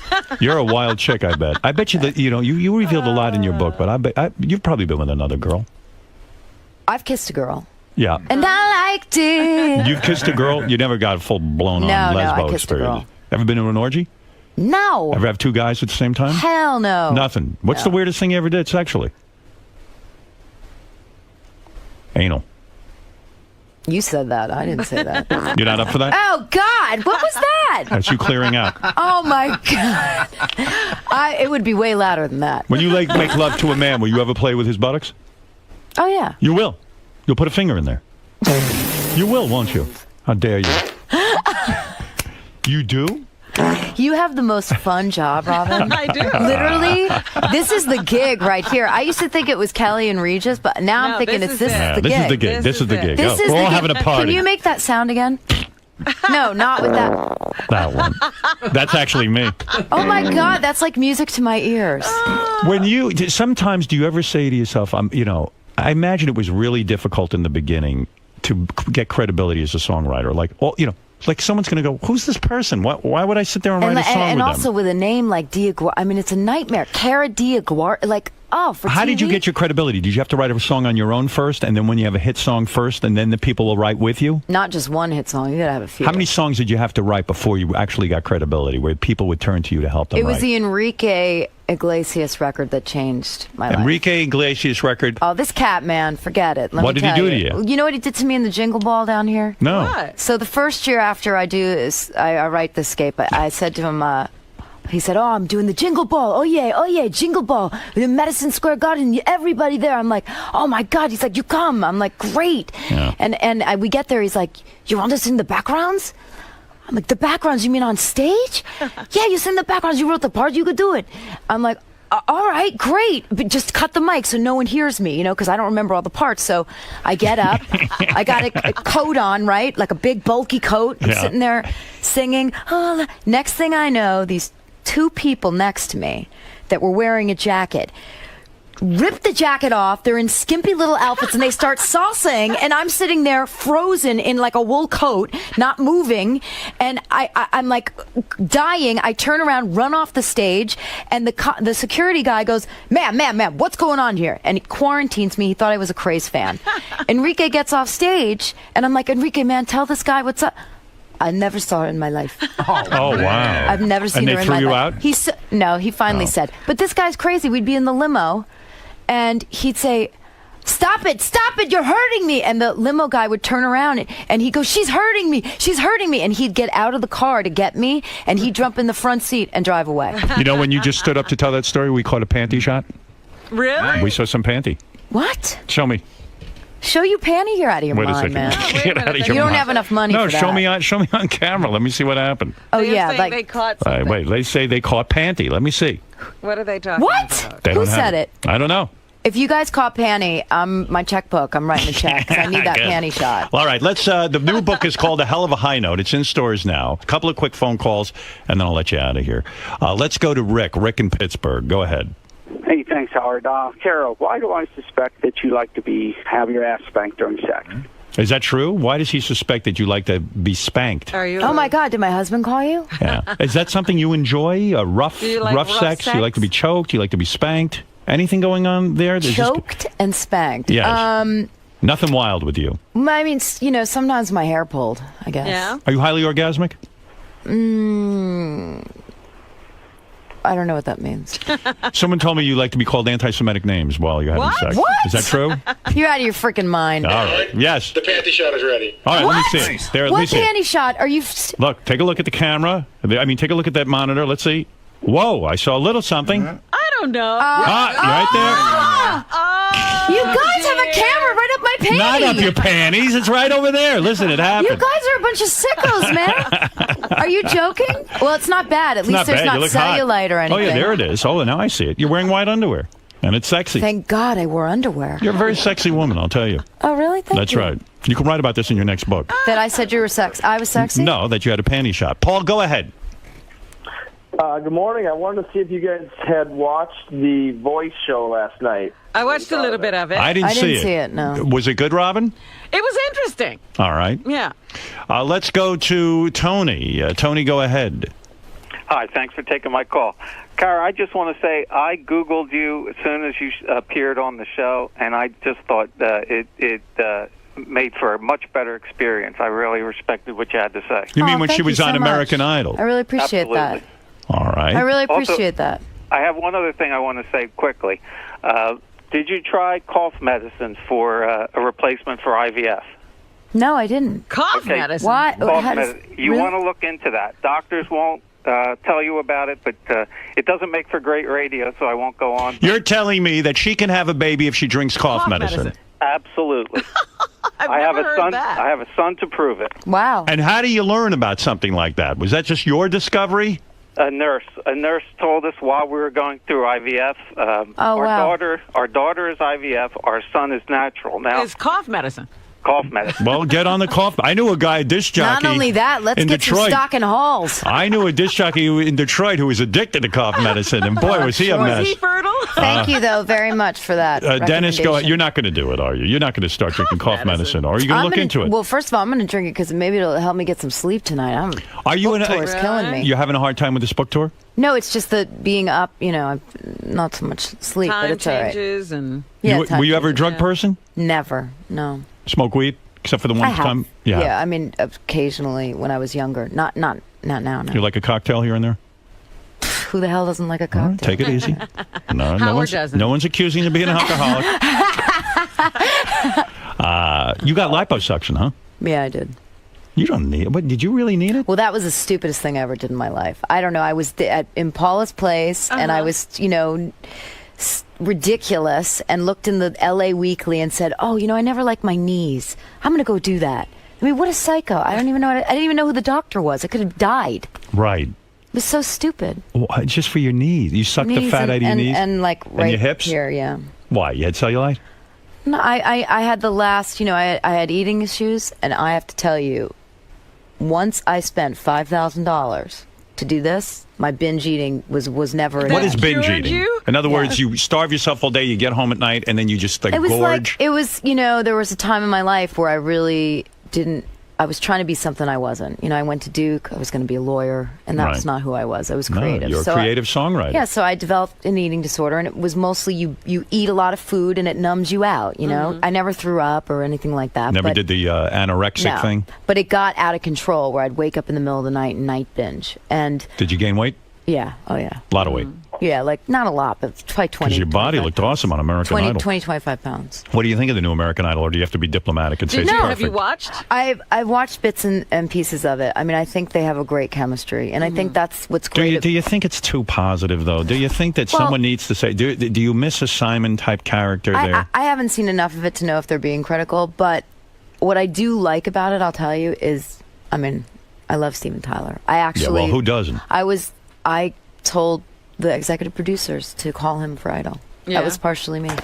Seems like a lot of people are taking credit for that, though. You know what I mean? A lot of people. Who said it? Somebody, Ask Steven. Stephen. Well, Stephen was here. He told us that it was me, actually. Oh, did he really? That's right. Yeah. Well, that makes sense. No, but I bet you'd love to write a song with Stephen, right? I did. That's how I knew him because he came over What song one did you day. write with him? It was a song for a movie in Japan called Love Lives. But what happened is that last year I got a phone call from my friend Marty Fredrickson, and he said, "What are you doing right now?" And it so happened that I had a session blowout. He said, "You want to write a song?" I said, "What are we doing?" He said, "I got Steven Tyler in the car." Oh, wow. I said, "Are you out of your mind? You want to come over here with Steven Tyler?" I said, "Of course you're going to come over here right now. You come here right now." I was so excited. Threw on a bunch of makeup, got the Yamaha, the old keyboard down, and he walks in, and I just thought this guy was the greatest guy ever. Is it easy to write with him? Because he's always full of phrases. Easy. And open and smart and funny. But he's and uninhibited, nice. right? Oh, Because God, he's the best. He'll just start singing, right? Oh my! He started singing. He played "Dream On" in my living room. I took the pizza he ate and saved it. Wow! I was like, did you really? Oh my God, he's an icon. I love Steven. Did you think it was sort of a come down though for him to put himself out there like that? You think it's okay, right? I think it's great because I think people will get an experience with him and they'll also hopefully go back and check his records out. Do you care about J-Lo at all? Do you like her? I mean, I think that obviously she's got a hit now. She's relevant. She's somebody who sold a lot of records, and look, American Idol. It was a great experience for me in the end. Why don't you watch the show now? Is it too painful? Because American Idol is my life. Every day there's a you want to be done with it. Well, no, it's because every day I'm listening to people sing. Right, I'm listening to songs. Right. So, do you want to go home and talk about radio? You probably a lot do. Of the American no. A lot of American Idols though, they don't they're really not they don't have the charisma. Isn't part of it not just singing, but it's also your look and sort of what you put out there in terms of your energy? I mean, I'm going to make it more about the one thing that it's all about, which is songs. Right. When you leave that show, you better have hot songs because you're competing with Lady Gaga and Katy Perry. And Kelly Clarkson fucked up her life by going off and stopped collaborating with other songwriters, right? That's what screwed her up? No, she did her own one record on her own, but she came back and she's been doing really well since. And she has truly an unbelievable voice. When you worked with her, she's the greatest. So what was she? What was her? What happened to her? Because I heard she just didn't want to work with anyone anymore. No, I think that she wanted a moment to kind of express what she was feeling. I mean, this is the thing that is so important about music. It's like these people are expressing what they're going through. How would you like to go into a room and she says, "Well, this is what I feel today," and some guy says, "No, I don't care about that. Just sing this." Right. And you've done all this to come so far, and you're not being listened to. Have you worked with Britney Spears? I have. Yeah. Mm-hmm. She was a sweetheart. You must be worth a fortune. Are you worth $100 million? Not 100. Wow. When you say you worked with Britney Spears, what did you do with her? I produced a vocal. Okay. Was she mental? No, not at all. Not with me. She was like the normal. She's a sweet girl. Yeah. Really You're sweet. worth the close to. You've got to have an amazing catalog. You're a I don't smart own it businesswoman. anymore. Yeah, and I own What do you mean you sold? You owned your own catalog and you sold it to Bug Music? Yeah. When you sell that many, how many songs were in the catalog? Hundreds. What do they pay for something like that? Some money. 70 million? No, not 50 million? La la la la la. Wow. Can we hear more songs? Do you have a prenup with your husband? Hello? La la Hello? la la. Panty shot time again if you don't come out with the words. Robin, you're so pretty. Do you have? Oh, stop. Oh, stop it with her. She knows that already. You had to have signed a prenup with your husband. You're worth. You just got Isn't married time 2 up? years ago. I thought that was an hour we were. All right, we're keeping you. We like you. All right, you have the Jason. You have the last word, and you're right. The time is up. Jason, go ahead. Hello. Oh, he hung up on me. He had enough. He had enough. That's up. He's like, you know what? Screw that bitch. Well, there you go. Listen, you've had an interesting life, I have. and I've had that's a good why life. that's why it's in a book. Cara DiGuardi's book, A Hell of a High Note, is in stores now. I've really enjoyed talking to you. Thank you. And I hope it inspires people to follow their dreams, go for it, and face their fears, because What that's if what I their did. dreams, there's so many people who go on American Idol and they think they can sing, but they can't sing. Don't you think there are people out there who are totally off the mark in what their dream should be? I do, but you know what? There's one way to see whether it's a dream or it's really, a pipe dream or a dream, and that's the hard work. Because a lot of people want to say they want to do things, but at the end of the day, you got to work hard for it. Listen to me. Out in the hall when you leave, we have a parting gift of about a case of Robitussin, so you can have Oh that my baby. God, that's awesome. I'm going to make sure I'm that going to get happens. to it tonight. I happen to know you're a good person. I know in your book you talk about your mother dying, and you took time off, and you sat with her. What, for 6 years you were with your mother? She was sick for a long time. You gave her, you cleaned her, you changed her diaper, you gave her enemas, and let me tell you something. Ain't that many people who'll do that. She really was a great person. Well, she's she all had, right. she's human okay. like all of us. But let me tell you, she was human. I swear to God, that's the best thing I ever did in my life. Being with your mother while she was dying. 100%. Father still alive? Yes. Okay. Dating? Married. Married. Wonderful woman, yeah. All right. Now. I like you. Oh, I like you. No, I do. I really like you. I like you. got- You know when I knew I really liked you? When I read this Rolling Stone interview. Oh, really? I thought it was very heartfelt. You were really honest, and I liked that you were dealing with your demons. I like people who face their shit. To me, it's what this life is about. And I'm going to tell you something. You're right to like me, because I am a wonderful person. Nah, I'm starting to see Right. this. And I turn you on. Believe me, I do. You know, I think you turn everyone on. That's right. Let's be honest. I'm Ronnie's even turned on. I think you are in love with me. I am so in love with That's you. right. If you're going to help me sell books, I am like beyond in love with you. There you go. Well, we will help you sell books. It's an interesting book. It really is. And congratulations. A hell of a high note. In stores now. Hi. You guys hit it off. Oh God, that was so fun. I mean, that guy gave me my props. I'm forever a fan. I mean, I was a fan already, but in the past, I think he definitely. What did he call me? A eye roller or something? But I understood it because on Idol, when I looked at myself, I'd go, "That girl is so annoying. I want to smack her." So Cara is dead. And I'm Cara. You're back. I'm back. I'm me.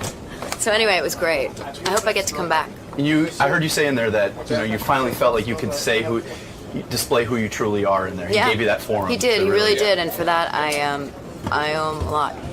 I really appreciate that. He could have made that really tough for me and concentrated on all the negative, but he gave me a minute to really tell people what I do and to show that I'm actually a kind of fun girl and I'll take everything so seriously. Now, you've worked with a lot of talent. You've also obviously been a part of American Idol where you evaluate talent. Evaluate Howard. What makes him so special? Well, he's doing a lot of things. He knows how to suss somebody out, and he also has an angle, and he's somebody who does his homework. He did a lot of homework to know all those things. That's not just fly by, sit there and interviewing and not knowing anything about who you're interviewing. And he knows how to stay in character. Right, there's a lot of humor involved. A lot of humor. He's really funny, and he goes with it, and he's dedicated, and he works hard, like everybody who's successful. He gets an A+. He's going to Hollywood. He didn't get any. Yeah. He's not getting downgraded because of the panty shot, though, right? That's okay.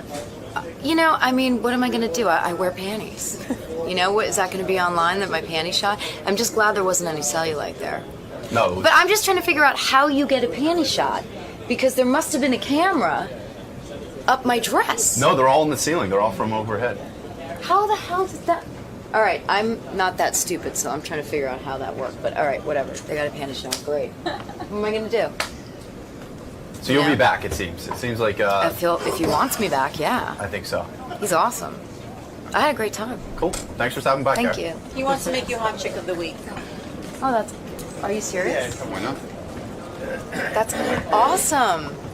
Aww. He has 60,000 followers. 74,000. Love 74? that. That's so sweet. You know what, though? I think I'm too old for you, I mean. Young, old for you. You're married. Yeah, I know. You know what? You're a good guy. And I side with him, by the way, because there are a lot of people that will tell you that they love you, but not show it. And you maybe don't say it, but you show it. And actions to me speak louder than words. JD thinks that's funny. Oh, what the hell does JD know? I just thought it was funny how she got brought into his relationship. Yeah. I did. She asked me about it, JD. I did. Oh, okay. All right. I didn't know. This is an ongoing thing from before she went into the studio. All right. Okay. I thought this was. Take it easy. I just thought it was fun. I wasn't interacting with the guest. It started. I just felt you Take weren't it easy. so comfortable I have to talking walk, about I have to walk the lady out And now now, you're okay? discussing it with all Lee, our guests. Ronnie's walking me out. I have a job Forgot to your do. Ronnie Munn painting. I have a Ronnie, job do to his do. job. What's all this good stuff here? Take it with you. Oh, I want a red velvet cup. I'll get your plate. Wait, can I bring one to Larry? Yeah, let me get your plate. Wow, you really got on Ronnie's good side. I like Ronnie. He can be a tough guy sometimes. Ronnie? Yeah. Sweetheart. It's cupcake. Oh, he's getting his Papa Ronnie is to-go container. Papa Ronnie. I love Papa Ronnie. It's kind of like pepperoni, but Papa Ronnie. You're totally Papa Ronnie. No, that's a great name for you because it's like it sounds like pepperoni, but it's Papa Ronnie. Papa Ronnie. Sounds Papa good to me. Ronnie. Oh, I could write a jingle on that. Let me see. Kara, he's been taking a lot of flack for his new mustache. What do you think about that, the handlebar? What's under it? What's under what? You got nice lips, right? I think so. He doesn't need a Work good with you? Oh, come on. Bye. I gotta go, Papa Ronnie. Thank you. Yeah, she emailed me, said, I have to get on right away. She's in some sort of movie that needs immediate fan She attention. said, stop everything. Yeah. Let me on. We said, well, we'll have you in next week because, she's Kim Cattrall, Sex and the City, want to hear. Sure. Said, we'll spend some time with you. We don't have time. No. She said, I got to get the fuck on your show because I need people to see this movie. Make her ride the Sibian. Yeah, I should have said to her, well, you got to ride the Sibian. No conditions. You just let her on. What am I going to tell you? So I said, we don't have a lot of time, but I'd be happy to let you come in and say hi to the audience and tell them. Tell them about your movie. Yeah, give them the pitch. Hey, what's up, Kim? Hey, it's early morning this morning. I know this is a rough schedule here. I'm so excited. Welcome. This is your first time. Yeah, first time for everything. Yes. Oh, a little donut. Yes, this is Cupcake Wednesday. Dangerous. You Very picked a good day to dangerous. come in. I did? Oh, Yes, always a good day. Just this way. The bunny room. So Howard was saying earlier you have a new movie out. I do. It's called Meet Monica Valor, and this is our director behind you. This is Keith Bearden. Nobody wants to see me on camera. There's the star of the show. He's behind the camera. This is a movie we did 3 years ago and made for absolutely nothing. And it was released, got great reviews in the New York Times. It was just about to start, breaking out as far as finding an audience, and they pulled the movie. So I didn't think that was right. I didn't feel that it had really had its due. So Keith and I decided that we were going to do a campaign to make this movie, bring it to an audience. So we begged. We got one theater, the Beekman Theater. It's going to be showing this weekend from the 29th to the 5th, and we hope everybody will come out and see it. It's a sweet, lovely movie. If you like movies like Harold and Maude or Little Miss Sunshine, you'll really like this movie. We didn't have any kind of budget to get it out there, so we're the movie. And it's right now the Tribeca Film Festival here in New York, where it was discovered last year, so it feels cyclical, so we're here to get the word out. Meet Monica Valor. Well, this is a good place, Howard. Obviously, Phew. Every cab I get into, anybody who serves me at a restaurant, it's just sort of we're like this 2-band team. We're spreading the word. So we're just so thrilled that Howard has us on this morning to talk about it. now, you've met Howard in your personal life, but you've Yes, obviously never I done have. the show before. No, I'm really excited. I really am. I mean, he tells me that he's been a fan of my work since I started as an actress. So I'm excited to be in the room with him and Rob, and I'm a big Sirius radio fan. I live out, at the beach, not close to where Howard is. He's on the Ritzy area, but I run into a lot of parties where I see Howard. He never stays very long. He's out the door. Hello, goodbye. But when I have had those chance meetings, he has told me how much he's enjoyed my work. So we'll see what happens today. Should be a good time this morning. It'll be a good time, yes. I've had a very long, varied career, so I'm sure he has a lot to ask me. Cool. Well, good luck today and have fun with Thank you. Howard. I'm thrilled to be here. Kim Cattrall contacted me that she needed to get the word Do you out. know her? I do know Kim. I've met her a couple of times. Oh, so that's how she contacted you. Yeah, she's extremely attracted to me, Is that right? as most women are. Kim, come in and tell us. Good morning. Tell us about how attracted you are to me. And Yes, before you sit down. Yes. you look good, baby. Thank you. I thought for sure that I was going to sit in the tickle chair this morning. Hey, you're going to get on the We Sibian. can pull it out for you. I bet You look can. sexy today. Thank you. What's going on with you? Well, I'm doing pretty good. I have a cause. Yeah, I know. We're going to get to your movie, but I'm just looking at you. Maybe the sex comes from the inside, and she's always sexy. Oh, God love you. God love you. Those your real breasts? Yeah, absolutely. They are. Absolutely. You've never had implants. Never desired to. Are you Never. a C or a D? No, I'm neither. You're a B. Shocking. Yes, I am. Because B I for thi- beautiful. I'm looking at you now, and I'm proud. You know what's funny about you, Kim? I'm looking at you. You're a sex symbol, obviously. Thank But you, I'm Howard. looking at your chest, and I'm a man who knows something about bosoms. You appear to be a C or a D. No, And no, yet you Howard. fool the world. You know, recently my mother came to visit me, who's in her 80s. Right. And I have a little jacuzzi in Of course you do. Yes, just a little one. Right. And I said, Mom, get in. And she said, No, I'm embarrassed. I said, No, go ahead. It's just you and me. And I saw my mother's breasts, and I have my mother's breasts, and they were sitting very high. So I thank my At mother. 80? At 82. Wow. And I have to say, if that I'm not frightened. I I'm like not your frightened. hair like this. I Thank like you. this shorter look. Thank you. It's attractive to me. When Sex and the City 2 opened in Tokyo, I just cut it all off. This is a good look for you. Thank I you. want you to keep your hair this length. And yours as well. Yeah. Shorter too. Shorter is better for me. As you get older, shorter is better. That's right. Yes. Believe me, I'm trying to find every trick in the book. Well, he had a lot of hair. Yeah. I had a lot to lose. You did have a lot of hair. Absolutely. You did. You know, when I think about you in Sex and the City, I think you wanted the same money as Sarah Jessica Parker. That's what held up the second movie. That's not true. It isn't true. No, it's not. Dispel that, then. I never asked for what Sarah got because Sarah was a producer.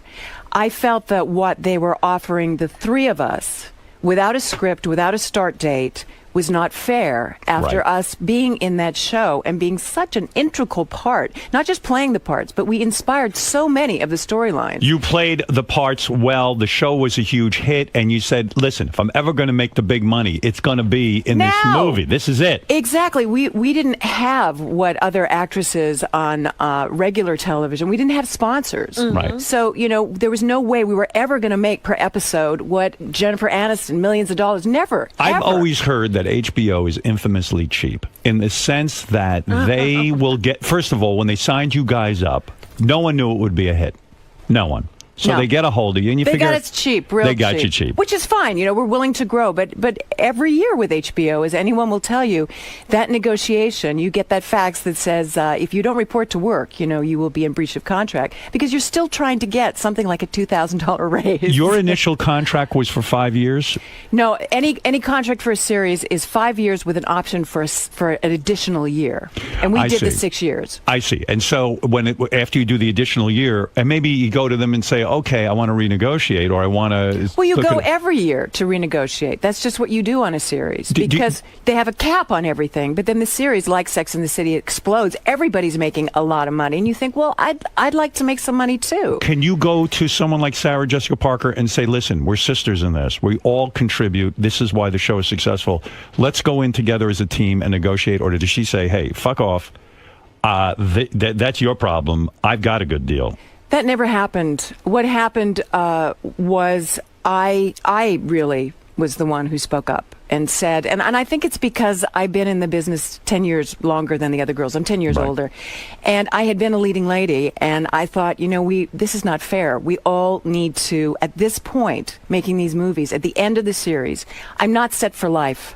Right. I want to be set for life. I've done my 18-hour days for 6 years. We all deserve this. Right. So I fought for it, and sadly, should Sarah have fought for you more? I wish she had of. Yes. She wish she did. I wish she did. Did she say anything? No, it was never discussed. But that's part of some people's working thing. I respect that. They do their own deals. But no, it was. But it was me. an ensemble piece, and clearly your character was very, very important to that show. Well, and to the films. The good ending for this, the proper ending is that we did make the movie. I mean, when all these negotiations were going on, there was no script, and I thought, how do you take this little this little TV show, half an hour, and make a movie out of it? Were you threatened with hey, you know what? We'll just put in another Samantha, if you don't sign up. Were you ever threatened with that? I think they would probably have tried that, but I remember when we were making the movie, Michael Patrick King turned to me and he said, I wasn't going to do this without you. And I said, Michael, you couldn't have done it. without me. Did this ruin any friendships? Did this negotiation ruin any friendships? No, ultimately, especially after the second movie, it made friendships, actually. It went to sort of a deeper, better level for all of us. Yes. Yeah, I was always shocked on. I mean, I love that show. Thank you. And I love the second movie. True, Robin? Absolutely. I thought it was terrific. You heard it here, ladies and gentlemen. I've said it a million times. I've been called gay for saying that. Quite frankly, I thought the You are not political gay. statement of that movie was brilliant. You know, everybody's going to all of these Arab Nobody countries got and it. saying, you know, oh, this is great. You can do whatever you want here. And it was like, let's get the hell out of here and go back to freedom. I know, exactly. I mean, we couldn't film in the first two locations because we have the word sex in the title. Do you think you got that role because in real life you are this wild sexual person or something? No, I had done a film called Live Nude Girls, and I think from a very early age, films like Porky's and Police Academy and Mannequin, you know, for me as an actress, where I really live is in the theater, but you can't make a living in the theater. No. So, I mean, if you look at my resume, it's like two different actresses. One is like this theater career, which is very classical, and the other one is like these crazy movies that I was doing, but I was really paying my rent. Right. I didn't come from, I'm a blue collar girl, you know, I didn't want to go back to waitressing and slinging hash. I wanted to continue, even, you know, in a movie that I felt, well, it's not exactly what I want to do, but it's going to pay my rent for the next 6 months. Sure, no, which it's a Porky's business. did. Right. Absolutely. Porky's. What did you mean in your email to me? You wrote me an email and said, you're going to tell me something about the Porky's that I never knew. Well, that was it, actually. That, you know, it came to me, Bob Clark took me to lunch, and I had done tribute with him with Jack Lemmon, which was nominated for Academy Awards. And then he said, I had this little movie which is going to change, you know, how people perceive you. And I went, yeah, right. And how is that? And then he sent it to me, and all my agents said, you can't do this movie. And I said, yeah, I can't do this movie, but I also can't pay my rent. Right. And I thought, you know, this movie will do well, and it'll probably do drive-ins. And I remember driving my car down Sunset Boulevard. I was living in LA very unhappily at the time, lonely, depressed.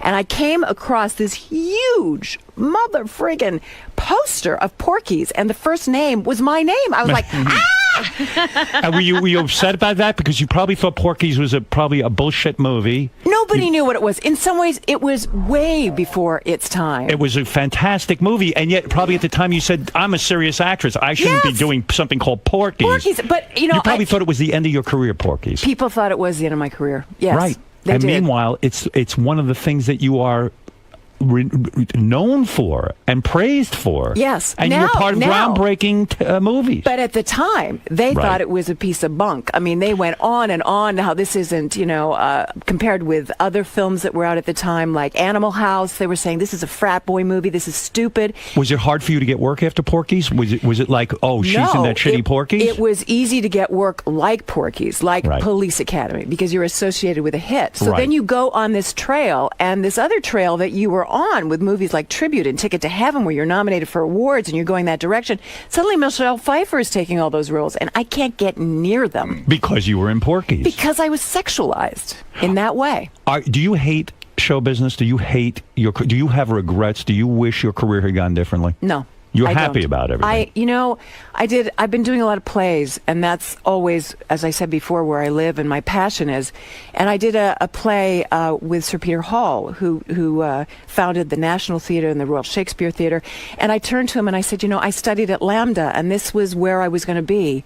And I've gone in this huge circle. Where'd you grow up? I am. I was born in Liverpool, England, and I grew up on Vancouver Island. And were you this little kid who used to always go around acting and everything? Absolutely. Every summer school. And then in 1968, we went back to Liverpool because my grandmother was very ill. Right. And I met a great aunt who was an elocution teacher. And that's when I started studying acting when I was 11. And I became sort of a protege. And I started And to you were work. hot, which helps, because if you don't not have at the 11, looks... I wasn't. I was a chubby little girl. But when did you start to blossom? Well, I feel right now, actually, is when I'm really come on. blossoming. When did you start to become the hot chick? Well, it was actually after Porky's. After Porky's? Yeah. That's not true. No, well, for me, it was. In high That's school, when you weren't hot? No, my sister was. And you were not hot. I remember in high school, Howard, I was like into the high jump. Yeah. And they used to put like these saw chips from the mill, because I grew up in Vancouver Island where there's a lot of sawmills and things. And they made this big mound that you could fall in when you cleared the bar.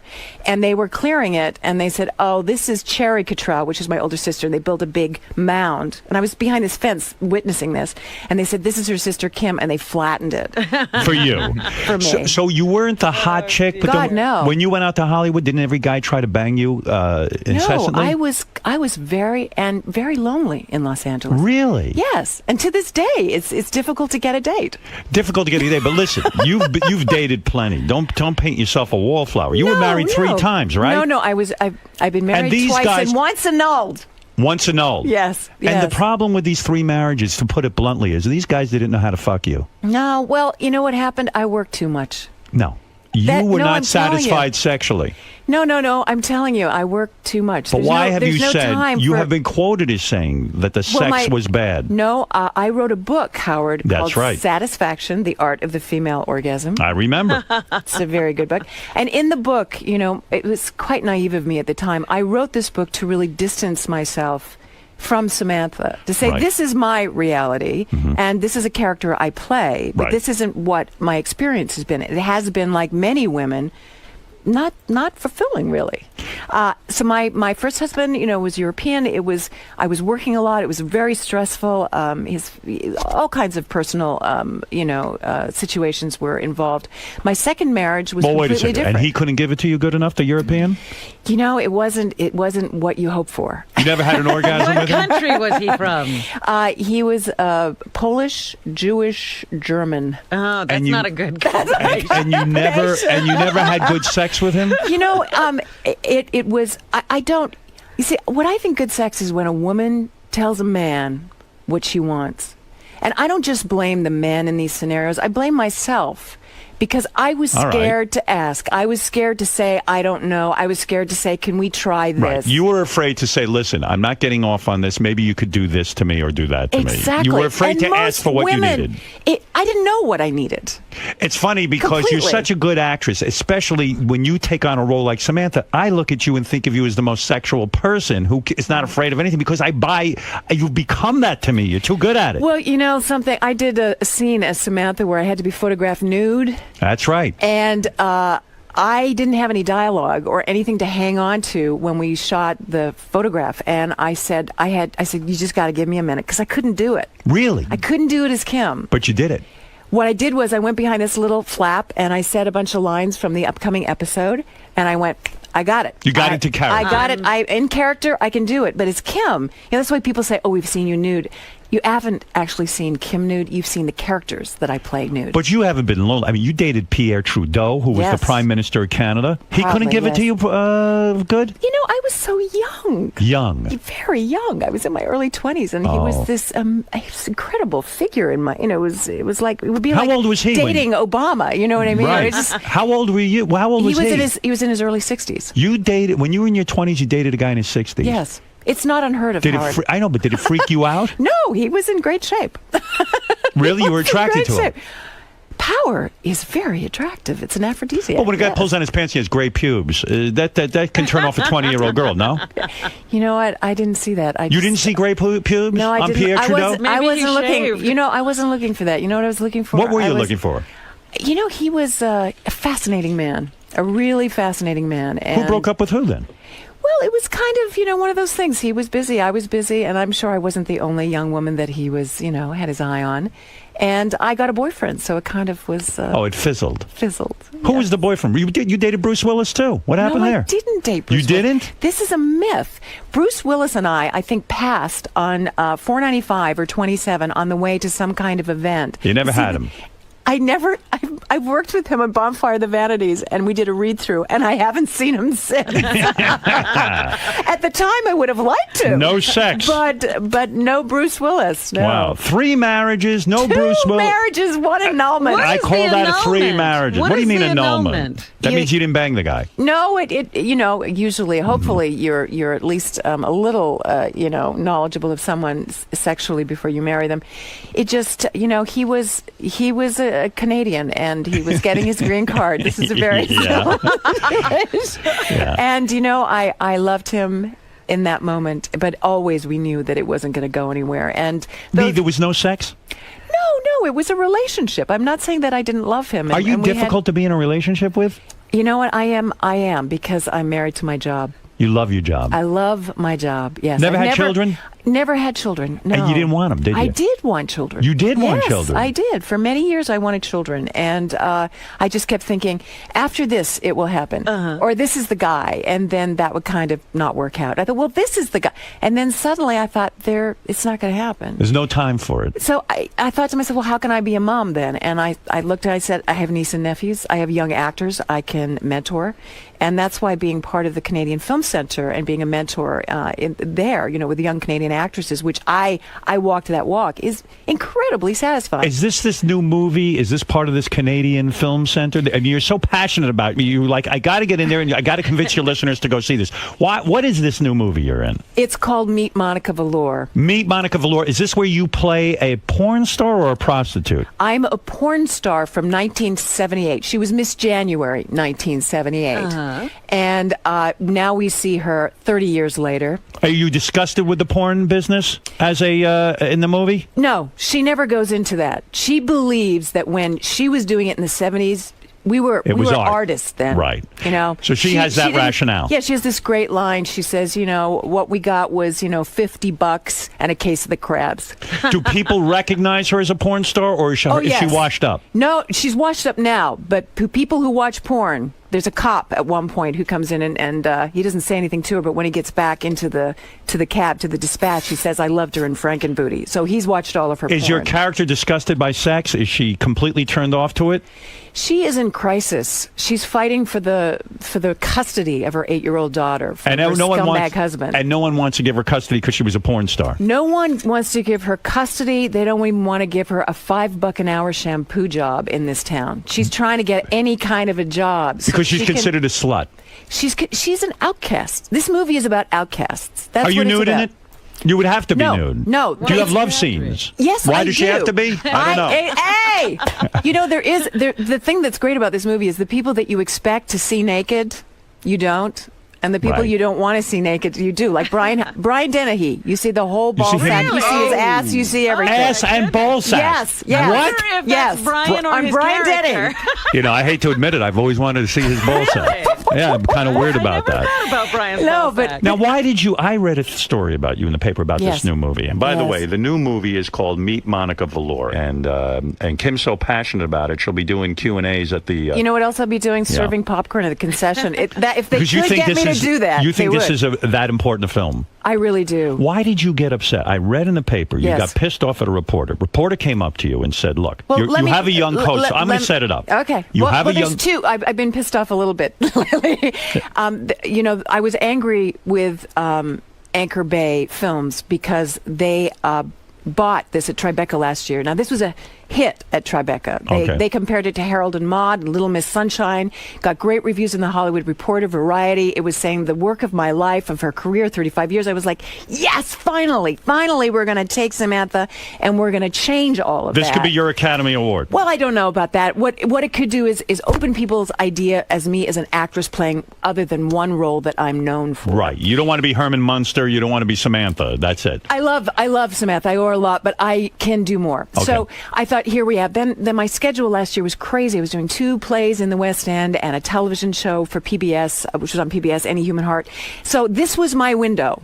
And this window for most movies, Hollywood is polishing turds at this time of year. Right. They're putting things out there which are not very good. There's a lot of shitty movies with no plot, nothing to really Exactly, see. and this is the time of year before the blockbusters. This little gem comes out, gets a great review in the New York Times. They have no money for advertising. Right. So, okay, I've got celebrity status. I do every show I can in New York. I do every show in LA. We go to Detroit where we filmed it. I do an opening there. I create an opening with the Canadian Film Center. So it goes worldwide. And this is a word-of-mouth movie, but there's no ads in the New York Times, a tiny little ad. They got no money. New York Magazine, not even So an ad why are you there. angry? Because they pulled the movie. And they pulled the movie on a night where friends of mine was in one movie in New York at the Clearview Cinema. You mean you're mad at the movie studio for pulling the movie out because they had no advertising money? No, they had no advertising, so nobody came. And just as they were starting to find an audience, and there's this website you can go to called The Numbers, and the day before they pulled it, we were up 192%, which if that had continued, which it would have through word of mouth, we would have become one of the top 10 independent American movies of that week. So they pulled the plug too early, is your complaint. Now, the other complaint I heard Now, let me finish. Go ahead. So I called them and said, what can we do about this? I'll do anything. Please, another week. Finally, they said, it's not us, Anchor Bay, who are pulling it. It's the movie theaters, because the Tribeca Film Festival. I said, but who do I talk to? Who are the movie theater owners? So we've got you a theater. I said, okay, where is it? It's the Beekman Theater on 66th and 2nd. I said, I'll do Q&As. I'll do whatever they have. They say, will you have sex with a member of the audience for the movie? Are you really that passionate? Would well, you I don't know if I go that far. I will prostitute you will have myself listen for to it. me. You will have a packed house. How about a hand job? But I am willing to talk. I am willing to talk sex for this movie. I am willing. You're willing to go talk all sex, out. Yes, for this movie because I believe in it. I think Keith Bearden. It's his first movie. He did a fantastic job. It's a road picture. It's a love story. It's a date movie. It's sweet. I've never seen you like this. You're so passionate about it. Well, you got to see the movie. Here, I'm going to go see it. I'm going to go to the Beekman Theater. I gained 20 pounds. I look really. You look good now. Now. You lost the weight, didn't you? It was 3 years ago. Oh, 3 years ago you shot this. That's how long it's been to get this movie out. 3 years. Did you freak out when you had to gain that weight? I loved it. You loved it. What did you do to gain 20 pounds? Did you eat like shitty pizza and ice cream? Everything. Everything. And I don't have a private chef. What happened to your body? Did you get a cellulite? Oh, yeah. You did? Well, every woman has cellulite. You have cellulite? Every woman has cellulite. How does your ass look naked? I like my ass. It's nice. I like my ass. No dimples of cellulite? I'm sure there are, but, my apartment is very well lit. When's the last time you got laid? Oh, God. Robin has no cellulite, by the way. None? Absolutely not. None. We Zero. all do, don't we? Come on. Absolutely. I've seen anorexics with it. With cellulite? Yes, I You have. should see my ass. Holy cow. You should see Brian Denny's ass. That ain't nothing to look at. It's nothing to look at. I had cellulite in my 20s. So did I. So you're telling me That I have cellulite. Yes. when was the last time you had sex? Honestly. Oh my God. I can't remember. Well, wait a second. Let me tell you what I heard. I want to get to this. I read in the newspaper that you when you shot this movie. Yes.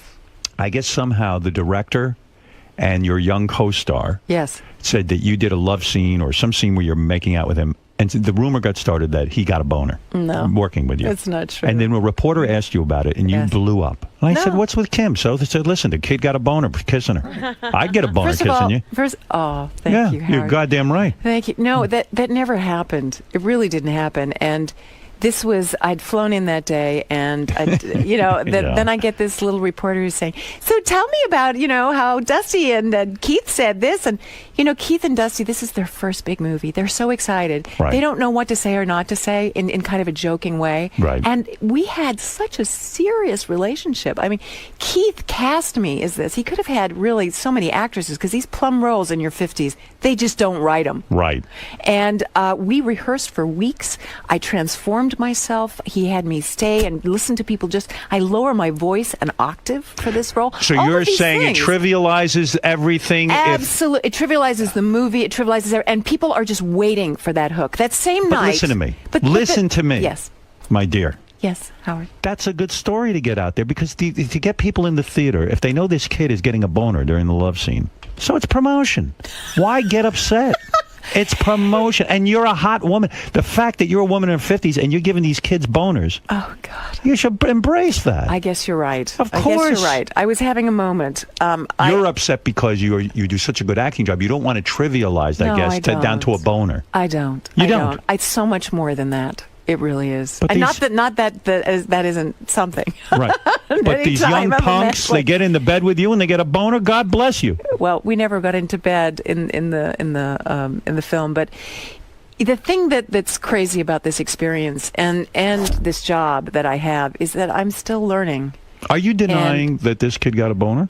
Is that what you're saying? I was No. He You was, wouldn't know. He was a born again Christian when we worked. He's no longer a born again Christian. You ruined it. Yeah. No. I said to him, I think you might want to rethink the not ever having sex before you get married idea. Yeah. And he did, and he's out there dating now. He But when is. I met him, he was just this. He's home taught. He's very naive. So if the kid says he got a boner, then it's probably true. But I don't the think he question is did. to whether he said it, Howard. I think he said it as a joke. Howard. Oh, you do? Yeah, I do. He doesn't need to be joking on your time. That's not right. Not really. Okay, Not really. I understand. Not really. So you were sensitive about it. I was, because I think that film is so much more than that. I really do. I mean, it is about sex. It's about people who've been sexualized and marginalized, and they're outcasts. Can you relate to this character as an actress? When you got to Absolutely. Hollywood as a young woman, were you ever molested or attempted? Was there ever an attempt at molesting you Oh, my for God, a casting yes. couch thing? Yeah. Yes. That directors would throw you down on a couch and say, "Give me No, your." it wasn't as obvious as that. It was. I remember coming to Hollywood to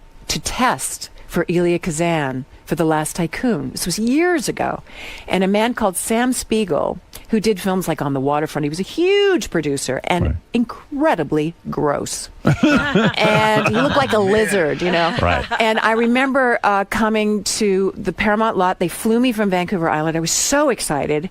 And I just graduated from theater school. I'd done one film with Otto Preminger, a terrible film called Rosebud.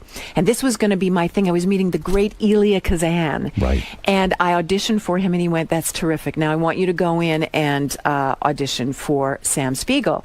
So I auditioned for him, and he was sitting behind a huge desk, sort of like this, and he said, "Come here." And I thought, oh, well, I guess he wants to see my face to see if I, photograph well or something. I was literally 18 years old. Oh, God. And he came towards me, put his hands behind me, and pushed me towards him and tried to put his tongue in my mouth. And he was in his 70s at that point, and I literally went, "Bah, bah, bah, bah, bah," and I ran out of the room.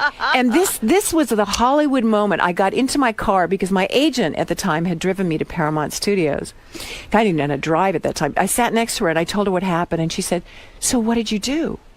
Like, I didn't play into it. Oh my God, that makes me so sad. It makes me so sad too. I mean, I'm thinking of you as an 18-year-old girl. You're full of hope. Oh. You get your big audition. You go in there, and you're auditioning your heart out. And meanwhile, all this guy's thinking about, I'm going to jam my tongue down this chick's throat. And then an invitation to go up to San Francisco with him. Even after that. Even after that. And I just thought, you know what? I can't. What do you want to give up at that point? Because if it's all based on that, and you're 18 years old, it just looks bleak, doesn't it? It does. It does. How do you persevere through something like that? Well, I really categorized that as that person and thought that exists, and knowledge is power at any age, at any time in your life. And I thought, I'm never going to be in a situation where I don't have anybody with me. Mm-hmm. But were you shy to audition again? Like was it the thought in the back of your mind, oh, these guys just want to fuck me and that's it? I mean, That's what it's all about. Yeah. No, I felt that I was a contract player at Universal Studios, and they knew about what had happened shortly after that, and I felt protected by the company. I came up with Sharon Glass and Jamie Lee Curtis. We were all young actresses at the Universal Studios, last contract players in the system. Right. And I felt so much. Contract player means you were signed to a studio For 7 years of your life. Yeah. And you only work for them. Only for them. Isn't that must have driven you nuts? Because when you would get offered roles, but it's kind of a beautiful thing too, because you're guaranteed work. Exactly. And I had a big, huge student loan over my head, and I had to pay that student loan. Are you a multimillionaire at this point? No. You're not? No. Even after Sex in the City? No, I'm not multi. I'm okay for the rest of my life if I'm smart. I'm going to guess smart. your net worth is about $10 to $15 million. Am I close? Well, that would be a multi-millionaire. That's right. Yeah, I guess with my properties, yeah, I guess so. But I have mortgages, and I help. So you have to be careful. You don't live the lifestyle. No. You can't go in and buy the latest Birkin bag, right? I don't want to. You don't want a Birkin bag? No, I don't ever want a Birkin bag, ever. Does it bother you that Sarah Jessica Parker's 20 times more wealthy than you? You know what? I still got more left in me. Who knows what I can do? You do. You never look better. I swear to God. I don't know what you're doing. What are you doing? Abstinence. You're not getting operated on? I don't even think you're pulled back or anything. Are you? No. You don't have any Botox? Nothing? I have Botox right here. You do? I do, right You here. look terrific. Thank you. You look natural. You don't look Thank like one of you. these whacked out broads all pulled back with the duck lips. That's very easy for you to say, Howard, but I have to say I have a lot of sympathy for women because where do we age in this country? You know, you grow up with people like me, and as we start to age, people, you know, they have this age rage thing. I go on the internet some lonely nights and I read an article and I think, oh, that's good. I like what the reporter's done. And then people have their comments, and some of them are, why doesn't this old hag go away? Right, like go off like the Indians used to send you off the tribe and then just go out and die in the woods. Exactly. And that was happening when I was in my 40s, and now I'm in my 50s. It's rageful.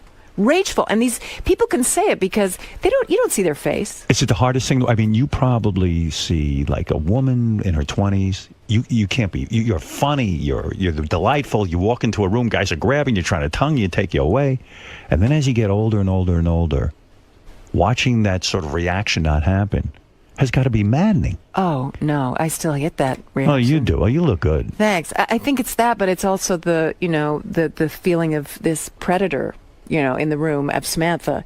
And after a while, people relax. But, people are looking at my face to see if I've had work done. They're not listening to what I'm saying. Or they're thinking, I haven't heard a word you said.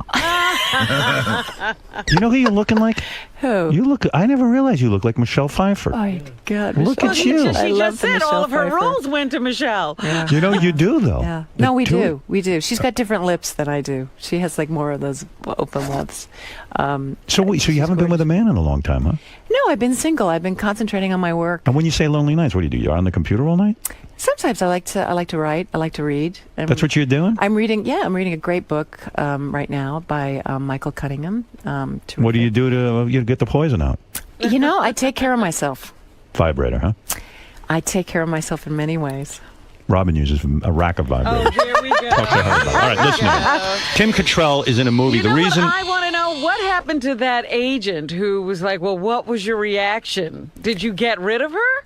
Eventually, yes. Yeah, yes. because that's no help. No. I mean, the actors out there, the agents work for you. You don't work for your agent. I mean, we're so scared to speak up because a lot of them, they won't take you on. There's so many people wanting to be part of this business, Look at this. Kim, no. here's the guy who tried to make out with you. Oh, no. That's his picture. Jesus. I mean, there's nothing grosser than that. Ashamed of himself. He was a frog in a tuxedo with one of those horrible tongues, like wrap around flies and things. If he'd been halfway decent looking, maybe put out a little, but for God's sakes. Never. Now, Kim is here because she wants you to see this movie.